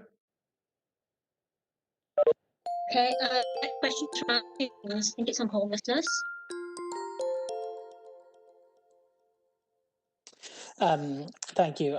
So basically, I didn't put in loads of requests, so I've got on quite a number of topics. So I think the first thing that I wanted to say is to add my voice that, all of the incredible hard work that the officers and partners and volunteers have done over this period has been incredible. And I think it was Berkman who said that, you know, Burnley has really showed itself to be a great community that's really pulled together, and I completely agree with that. And obviously, I've got a number of things that I want to ask, and it's not a reflection really on the overall picture, but obviously in this situation, which is unprecedented, there are going to be stresses and strains. So I think my questions are sort of looking at highlighting those now we're through the worst of it, so that we can try and pick that up as we improve the process. So, I mean, the first point I have actually is about the slideshow itself. I've been sent this in the post, and it's 30 pages of printing, and it's printed one-sided. And I think we talked about how, you know, we've been able to have a less impact on the environment during this process, but I think sending this out single-sided, one slide per page to every member, and then it was clearly shown to us on the screen, was completely unnecessary. So I would just like to make that point. I think we do, you know, need to be careful with the printing. I know we have to adjust. We can't have it all on the iPads now. I appreciate that, but I think there's also, you know, just a waste problem that I think has occurred in this presentation being printed. So I had a question actually, probably for through you, Chair Assad, in relation to the financing, which was kind of answered in his response to Councillor Lishman, but I guess I really just want, you know, a clear answer. If we have this projected 5 million shortfall, and we have no, I just want to know, do we have a commitment from government that they're going to cover that, or are we still waiting to hear whether we're just going to be left in the lurch? So just an understanding, do we have that commitment that we'll be kept whole or not? So that's my first question. My second question is in relation to the homelessness slide. I think, you know, one of the silver linings of this awful crisis has been that homelessness has been actually tackled in this country. And, you know, we always used to say that this is a problem we can solve if we have the political will to do it. And I just, it's great that it's been done during this crisis, but I guess I'm looking for, and a question through you, Chair, for Paul Gattrell, that we've got some sort of commitment that we're just not going to kick everyone out once the support from government goes away. And I just don't see why, if the numbers are said to be, you know, what they are in Burnley, why we can't provide that ongoing. And I would like a commitment that we will do that. In terms of my next question, again, probably for Paul Gattrell, but also touches on Joe Swift because of the crossover, is in relation to antisocial behaviour. I agree that a lot of work is still being done on this, but I think part of the problem is that residents are also going through a tough time, and some residents are finding it difficult. It's a stress on their mental health, and also other residents who might be causing the antisocial behaviour have a bit more time on their hands because they might not be at school or they might not be in work. And so it's creating a bit of a melting pot, really, in certain situations where there are people whose antisocial behaviour has increased, and the people who are affected by it that's exacerbated by the fact that they're going through this pandemic, and that's affecting their mental health, and they've got nothing else to think about because they're at home socially isolating. So it becomes all-encompassing for those people. So when we do have a long-term problem with antisocial behaviour, that the impact of that is much higher now during this crisis. And I really do think we need to be more flexible with the reporting services. I myself have been talking about a particular case with various council officers for the last 5 weeks, and I literally got an email yesterday from one of the officers saying, can you put this in the correct format for reporting? And I think we need to find a way to be more flexible during this time. There are lots of people who do not have access to the internet, and there are lots of people where if they've created a load of information around antisocial behaviour and they're vulnerable and they're disabled, and then they're asked, can you put it in the format of a diary sheet or we won't do anything about it, and they're going through the antisocial behaviour that they're experiencing from their neighbours. It's just a bit too much, and I just think we need to be flexible during this time, allow people to report it on the phone, allow people to give it in their own format. Yes, it will cause a bit more work, but we can't be in a situation where computer is saying no to these people during this time. So that's one point that I'd like to make. And then another question around empty properties, again for Paul Gattrell. You know, as we go through this crisis and into the future, it's great that empty properties are being continued, but there's a long list of properties that aren't even being dealt with yet. And we're going to go into what might possibly be one of the biggest recessions in 300 years, and the rate of empty properties is going to continue to increase. And we have a massive oversupply of properties in Burnley. We're building more houses all the time, and so that's only going to exacerbate the situation. So I do think we need to make sure we're doing more on empty properties, because that is something that's going to be really difficult to deal with if we don't continue to deal with it and up our game on it. So that's on empty properties, just in relation to the oncoming recession. My next question is in relation. Andrew, before we go on, that's 4. Can you just deal with those 4 to start with? And we'll other people are sort of waiting, and we'll come back, of course, before we finish. I think Paul had a couple in those there to pick up. There's just a message from Democracy saying raise them all at once. So Oh, all right, okay then.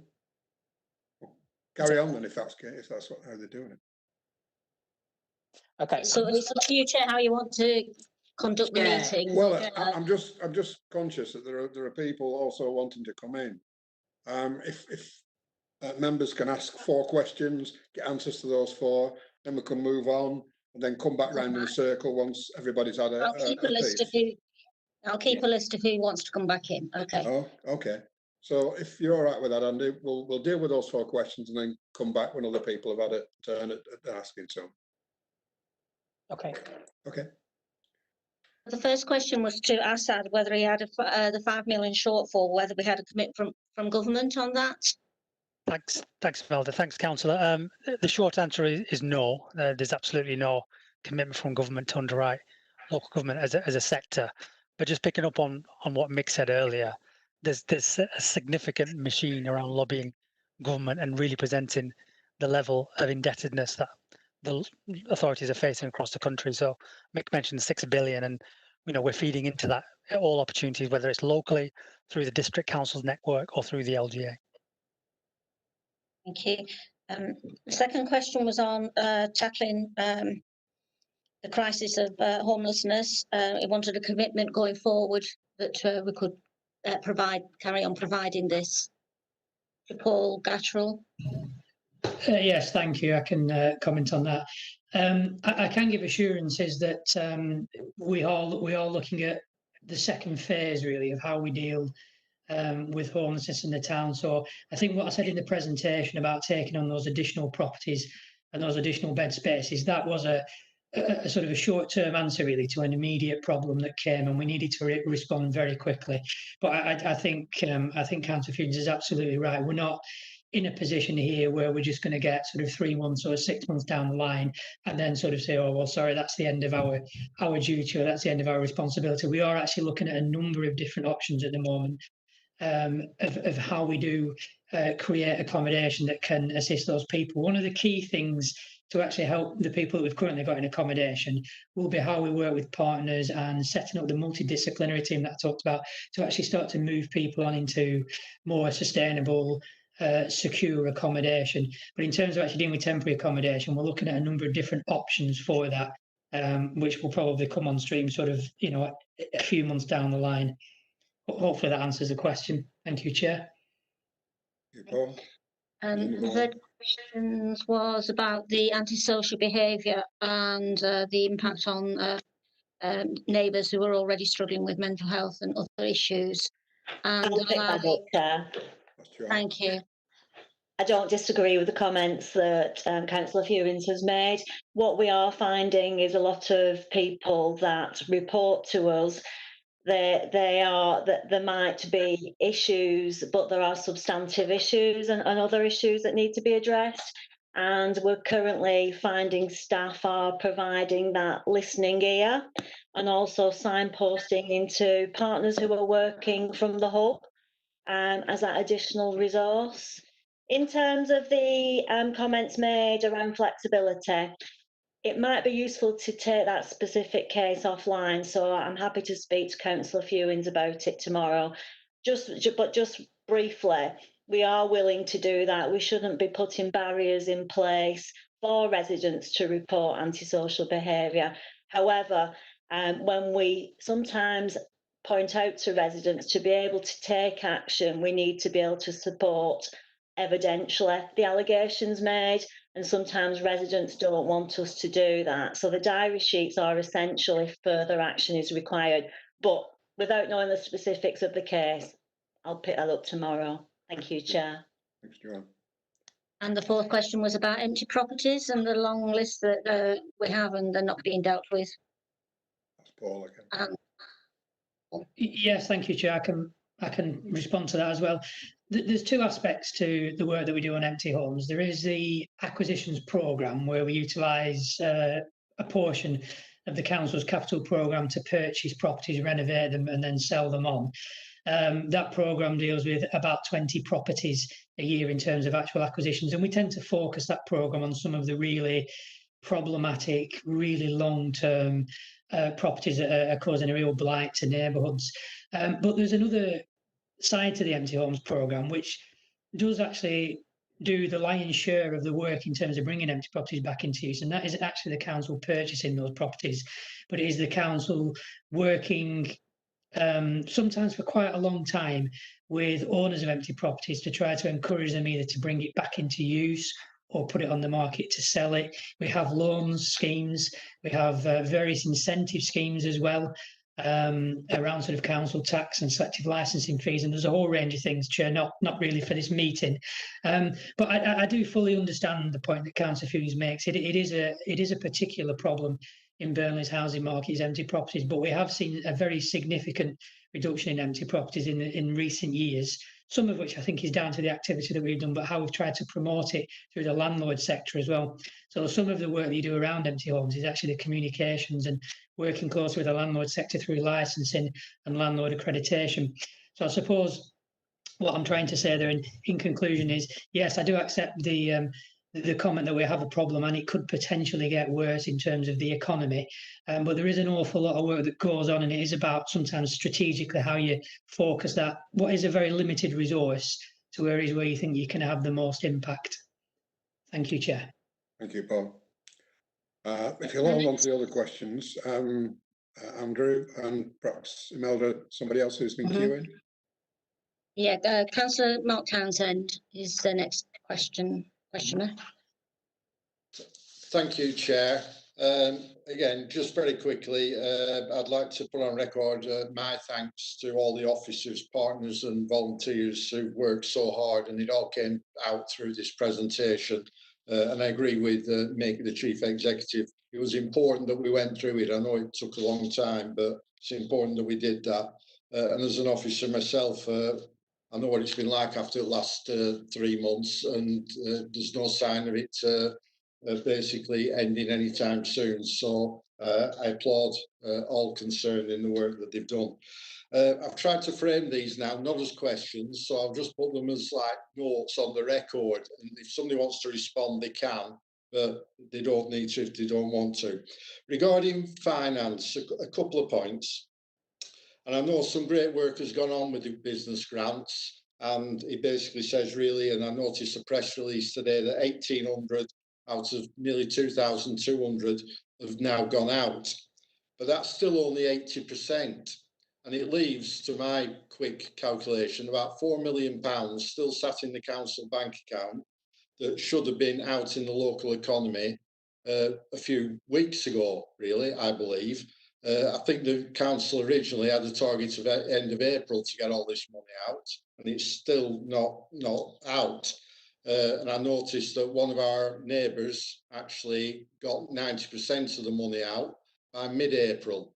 So it's good that a lot of money's gone out, but I still think there was some room for improvement.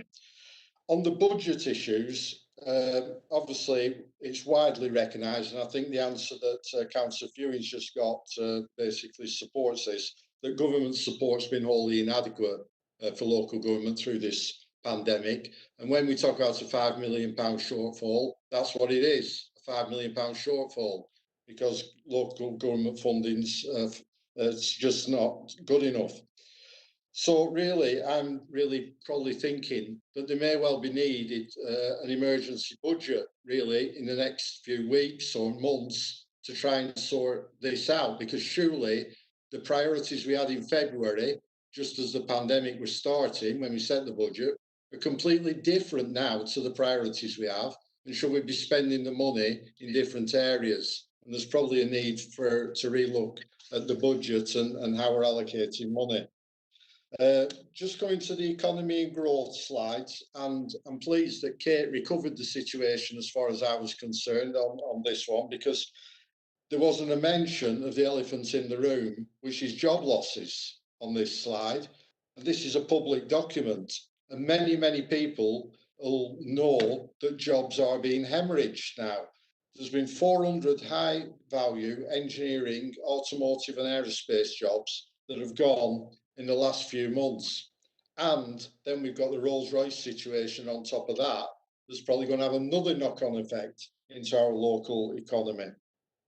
I'm pleased that the councillors took the prompt that I gave them in mid-May to basically try and get other local councils and the LET involved in terms of trying to have a coordinated response to this. I still haven't had some answers to the questions I asked in mid-May, but at least I've heard this week that things are progressing, but it needs to go on a lot faster. And what I'd say is missing from the presentation is at least an estimation, even if it's only ranges, of what scale of jobs we're looking at losing over these next few months and maybe running into a year, what sectors they're in, and how we're going to help these people back into work and support our local economy. And that is missing. And one final point on the 16.7 million infrastructure investment that's been reprogrammed, I'm not shocked, but I'm a bit dismayed that we haven't done absolutely everything we possibly can to hold the programmes on infrastructure investment, because they are the ones that create the jobs. The jobs now, it keeps people in work and it creates new jobs because you've invested in the economy and it creates new ones. And it sounds disastrous that we're reprofiling capital investment projects. And we all know that people like the Environment Agency, they only need the slightest excuse and they start slipping programmes. So goodness knows where the flood defences in Padiham have now gone to under this scenario. But I'll leave it there now, Chair. I tried to leave it where they're not questions, they're more comments, but I'll leave those on the record. Thank you. Thank you, Mark. Has anybody got any remarks they'd like to put in following Mark's statement? Chair, can I just very briefly come back on the point around business grants? Sure. So just to be clear, in terms of the league tables that the government publish, one of the columns that they judge us on is the amount of grants we've given out compared to the amount of money we've been given. Now, we know they've given us too much in terms of the number of eligible businesses. So that 80% of the money we've been given is slightly misleading, because there's about 1.8 million of that which we'll never pay out because we don't have those businesses. So as of today, we're around about 86%, and that means about 99% of the applications that we've received have been paid out. Thank you, Chair. Can I respond to Councillor Townsend, just to assure him that all those schemes are going ahead? There's probably been about a 6 to 8 week delay, which was largely due to uncertainties about, what works people could do in the construction sector. A lot of work that Lancashire County Council was delivering was just put on hold for a 6-week period whilst they redeployed their resource into other areas of work. We've worked with those partners now to make sure that those schemes are back on programme, are being delivered, and that the funding is secured to see them through. Thank you, Kate. Next question, Imelda. Okay, this is from Councillor Leanne Pate. Thank you. I have, whilst we've been talking, I've put my questions into text. Is it easier that I just read through them quickly but put them into the chat for the relevant people to answer? That's if everybody's got access to the chat, or what is it? Are all officers able to look at the chat? You just want to read them out, Imelda? Yeah. Let's put them on. I haven't got them. Yeah. Could Leanne, could you just verbalise them, please? Thank you. Okay, so they might overlap slightly with something that B's asked for. But I will give anybody, if anybody's wanting to answer me later, if you see what I mean.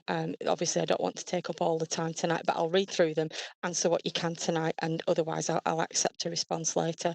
But I just wanted to say thank you to all those staff that have actually had to do extra jobs, and particularly those that have had the very, very grim task of a peak in deaths. It must have been very upsetting for some of those people. Who've had to do the tasks around burials with grieving families that obviously aren't getting the send-offs that they wished for. The questions I've got, so I'll just go through them very quickly. So with regards to the children in the borough, I know B's going to ask a question about holiday hunger, but aside from that, what measures are being taken to keep in touch with some of the children who are considered vulnerable that would normally have a social worker or some contact from within school? And also, those children that weren't originally vulnerable but may now be vulnerable for having been at home for sort of 2.5 months without any contact from school.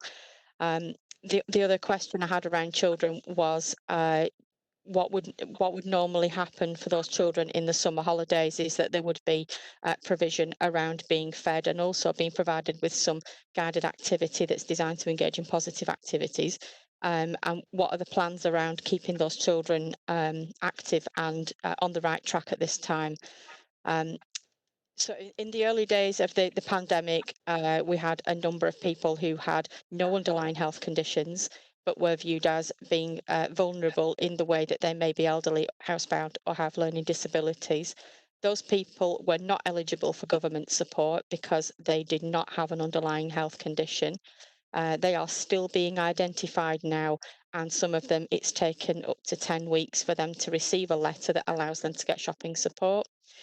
So is the council now confident that those people have actually been identified, and what steps are being taken to engage with the people that aren't using social media, such as this group, and not able to buy newspapers because they are shielding in the properties?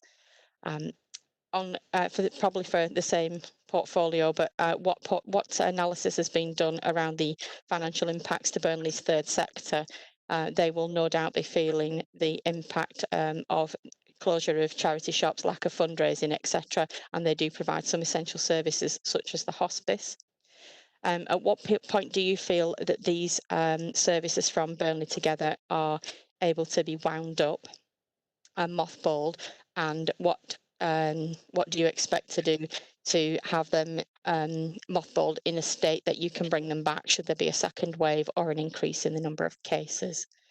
And the last one on that topic was the IT strategy. So the council has an IT strategy, but I've long been questioning the lack of digital strategy. So it's become more important than ever, and I'm wondering what plans you have for a temporary digital strategy to get us through the short term, and obviously we can deal with a longer term digital strategy after that time. Do you want me to give the other ones? There are quite a few. So that's about 2/3 of the question. Can I just make a suggestion? I mean, yeah. A lot of those questions I'd like to hear the answers to as well. If you can feed that into the officer, if they're going to do a response to you, Leanne, I think it's sort of half time in this scrutiny. The meeting on the 1st of July, they could be reported back to there. And this is why I suggested I could put them in writing. I don't necessarily need an answer tonight, but I thought it would be more helpful for, obviously time's quite pressing and I don't want to take up all the time for everybody else.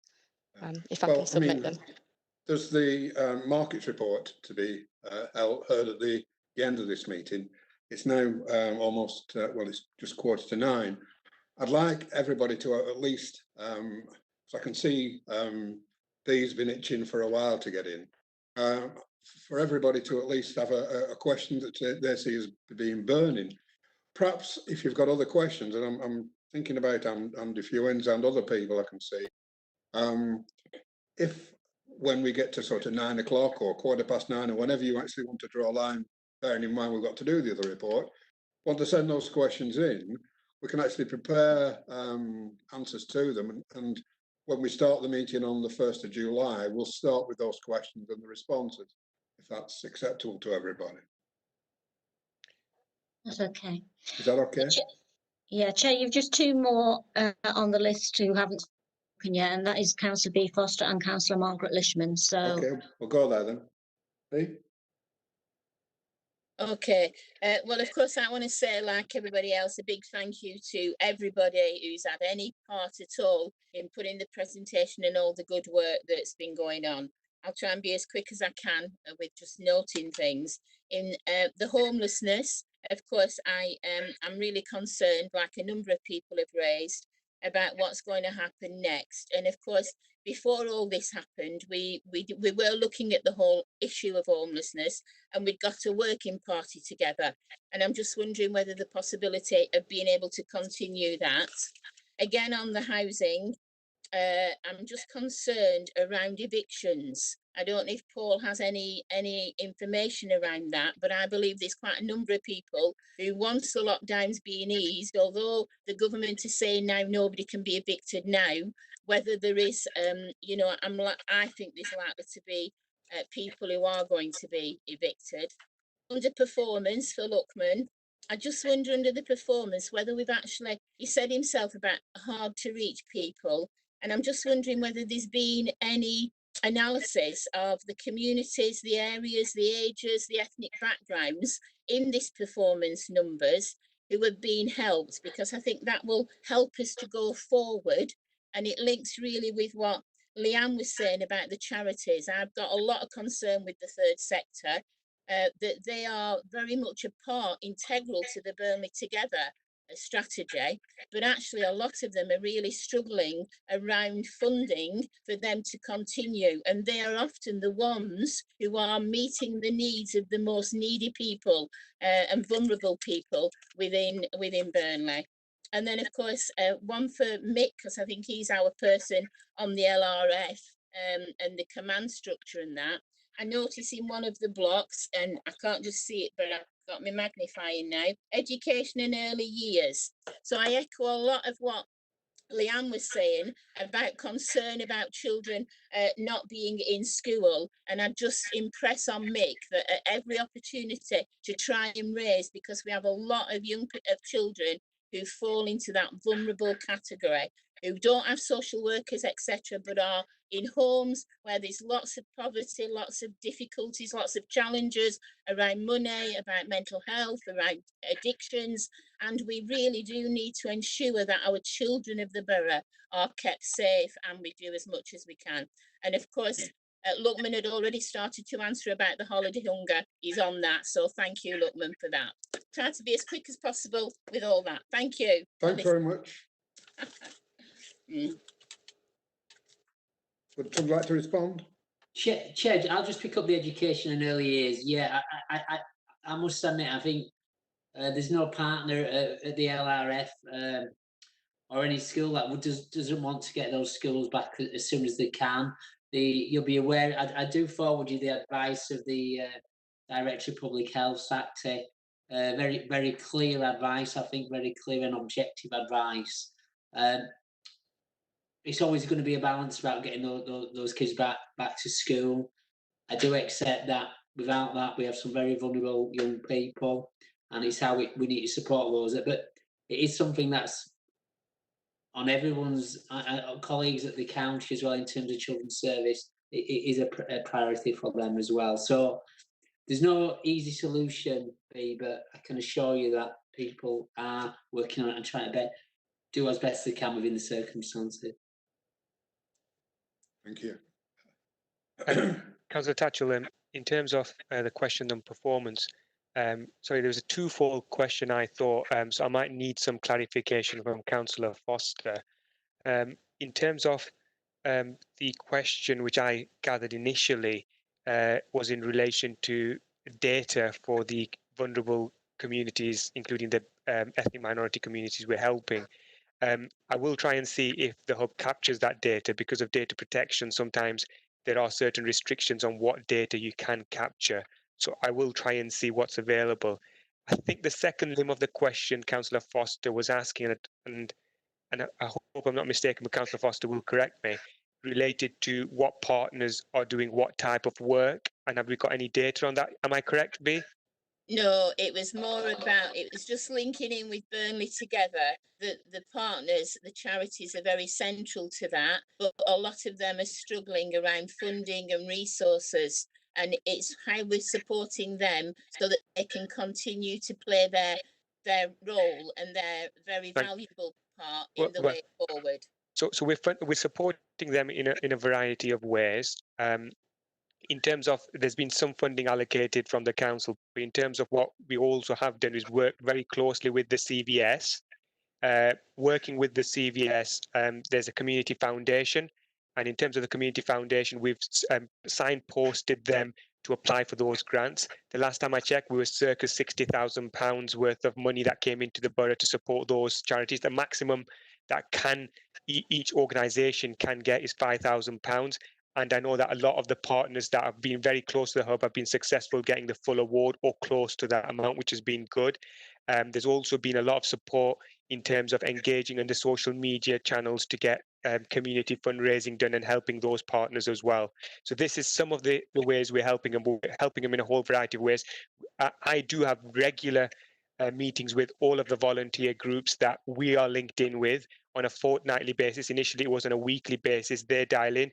They've been sharing resources, which is really important because one had more cereal boxes and beans, which others could have dealt with rather than going out and purchasing them before they go out of date. So I know this sounds quite trivial, but it is really helpful in the circumstances that they've been working very closely in that regard. So what we do is we do keep a check-in on them on a regular basis. We try and ensure where possible they have appropriate supplies to deal with at least 3 weeks. And I am checking with them on this Friday to see where they're up to as well. Thank you, Luckman. I can respond very quickly on the housing points, Chair, if you like. Yes, Paul. Yes, thank you. Yeah, just quickly, just on the homeless point about the homeless working group, we did actually have a meeting with the executive last week where we discussed homelessness, and one of the things that came out of that meeting was the desire to reconvene the homeless working group. So that's something that we'll be doing soon. That's something that's sat with me at the moment. So we will be bringing that back on stream. And the comment on evictions, I think, yeah, is a very good comment and something that we do need to be very mindful of. The only thing that I would probably say on that point, Councillor Foster, is that we have a number of different things that we do. The homeless team, and particularly the selective licensing team and the housing enforcement team, work very closely with landlords when it starts to get to eviction.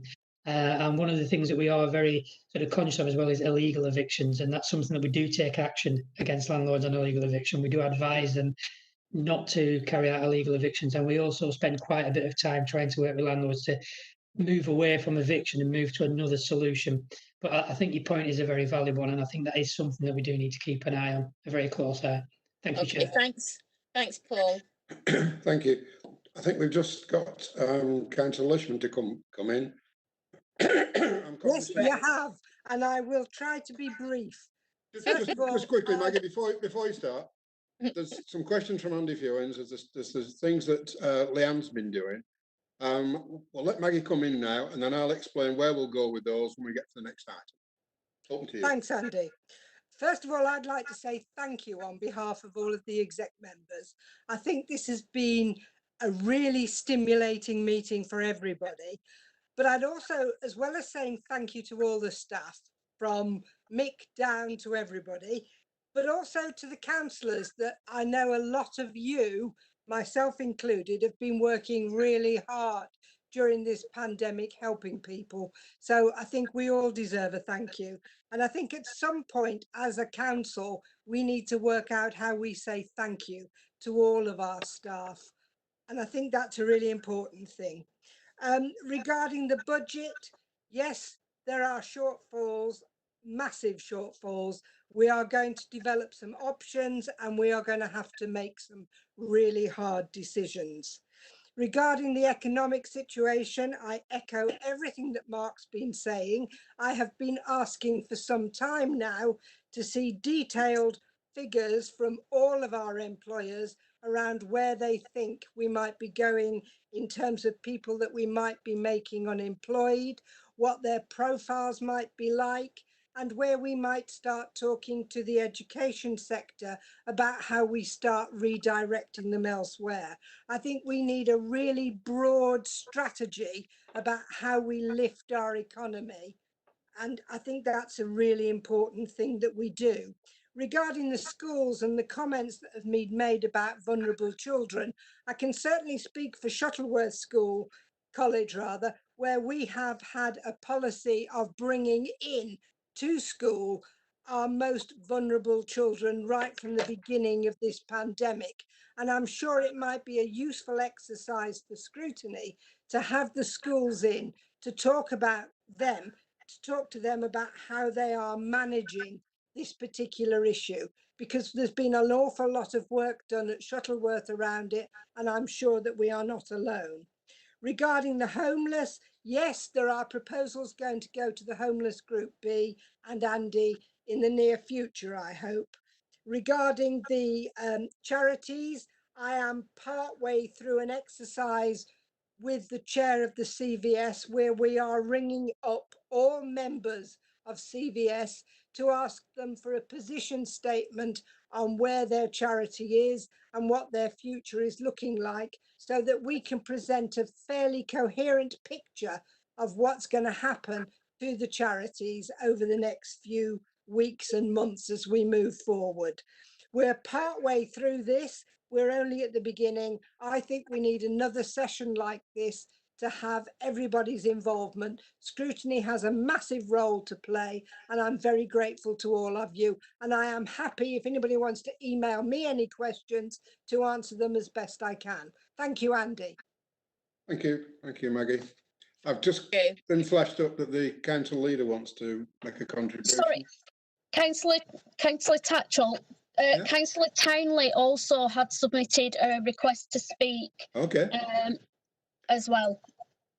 Prior to I'm just wary of anybody leaving the meeting. I think what we'll do, just briefly, we'll defer the debate. We'll go to the report on the markets that Kate's here for. We'll do that and then we'll come back to this.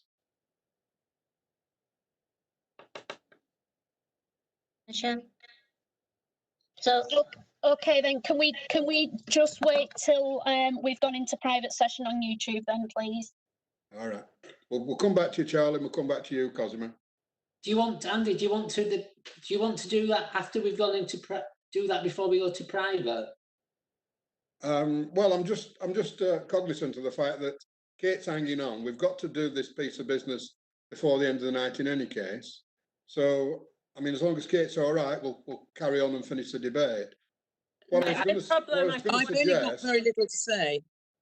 I think, Sherry, if we could, I think we could probably finish it fairly quickly and then move to private. It seems in the order of the meeting then. Okay, so Charlie first and then Cosima. Yeah, thank you, Chair. It's just that I'd just want to say something, what Maggie just put forward there. I just want to thank everybody for the constructive comments they've all put down tonight. I think you've all been fantastic. There's been no negative things come through, and I really, really appreciate it. And I also want to thank all the officers in what they've done for me in the last couple of months in helping me try to sort these problems out. We've had a very difficult time, and I appreciate everything what Mick's done. He's been absolutely superb. He's like been on a different planet. It's been fantastic. So through you, Chair, I just want to thank everybody and say good night. Thank you. Thank you. Cosima? Thank you, Charlie. Thank you, Chairman. Sorry, just a bit of a problem getting my things to work. Yeah, I just wanted to make a point in that the government has in fact provided us with 41.26 million to date, which is more in emergency funding per capita than the national average. So I think we have to acknowledge that, and also that some of it has not been, we haven't spent it all, and also that the reason we haven't spent it all is that we have been careful of the public purse, quite rightly, in checking that those who are making demands on it are genuine. I do know that certain adjacent councils have not been quite so careful in the spending of this, and there will be a time of reckoning, because I'd like everyone to realise it is not the government's money, it is our money. It is everyone in Burnley's money, everyone in the country's money, and that is hard-earned tax that people have worked for, and we're now coming to a time of dearth, and we should quite rightly make sure that it is spent very carefully in the proper manner. Thank you. Well, I think we've covered quite a lot of ground this evening. The next item of business is the work programme. I'm looking at the agenda for the 1st of July. I realise that there's other people, there's Leanne's questions and there's Andy Fewings as well, and there are other people probably who want to carry this debate on. The work programme for the 1st of July has 3 items basically at the moment. I'd like to change it with your acceptance. Notice of key decisions and private meetings, which is a standard one. It has review groups. What I'd like that to read is COVID-19, and we'll do the clear up on the Calico promises, we were promised that never came through, and then work programme. So if that's okay with officers, if we could have the questions from Andy sent in, and Leanne's doing it already, then we'll start the debate on the 1st of July with those questions and the responses. And then anything else that's made progress as we've gone along, we can bring up. It's only 3 weeks' time. It's I think we can go until midnight if we wanted to with it. Sorry, Andy. Chair. Yeah. Sorry. Councillor Fewings has asked that he can at least put his questions on the record at the meeting. Tonight? Just to explain, Chair, if that's okay. That's all right.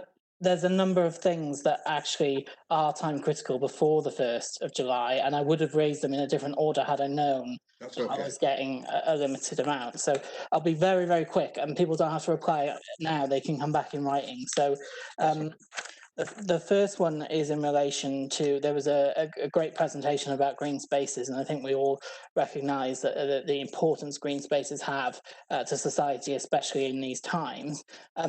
There is a question, though, as to whether maybe we've dropped the ball a little bit in relation to our Natural Environment and Rural Communities Act obligations. I've had a number of residents get in contact with me talking about how meadows have been mowed far too early and hedges have been cut, which are actually against legislation. So I think I would like there to be some consideration of whether we've moved things around and accidentally, cut things too quickly, and to put a stop to that, really, because that might be continuing over the next few weeks. Then the other point that was time critical, so quickly, it was raised by Kate Ingram, and therefore I need to just quickly declare an interest because my husband's tenancy on Lower St James's Street, but I just want to comment on that, and that's basically that we were sent information from the County Council about that going ahead now on the 22nd of June, which is why I need to mention it now, and I asked the question, have they taken the opportunity to reevaluate that scheme and think about what our new requirements are in this social distancing world, and has that been sense checked, or are we just continuing with the scheme that was brought about before any of this happened. And so I didn't have an answer to that. And then my final one, I've got others, but my final one that is time critical is in relation to the hub. I completely agree with all the great work that's happened, and thank you to everyone that's involved. I do have still some concerns, and Leanne touched upon this, in relation to those people who do not have access to social media or the internet. And I'm getting calls from residents of people, you know, that are older and don't have the internet, who ask for things, and I tell them about the hub, and even now they don't know about it. And I raised this quite early on, that I was concerned those people were being left behind. And I just have a suggestion, which is why it's time critical, in relation to the Catherine mentioned some annual canvas letters that are going out. I wonder if we could put a leaflet in with those annual canvases, just so everybody knows the services that are available from the Burnley hub, so that way everybody's getting that telephone number, whether they have access to the internet or not. And that's it for the time critical ones. And thank you. That's fine, Andrew. As you said, they need an answer today. If officers can reply to Andrew direct, that'd be useful. And the other questions that you've got, we'll look forward to hearing them on the 1st of July meeting. Has anybody got anything else before I move on to the next item? No? Okay. So we'll resume that discussion on the 1st of July, which basically takes care, as long as everybody's agreed with it, of the work programme for that particular meeting. So the key decisions, COVID-19, the Calico sweep up, and the work programme for the 1st of July. It's now over to Kate for the market report. If you could just bear with me, Chair, 1 second while I take us into private session, please. Thank you.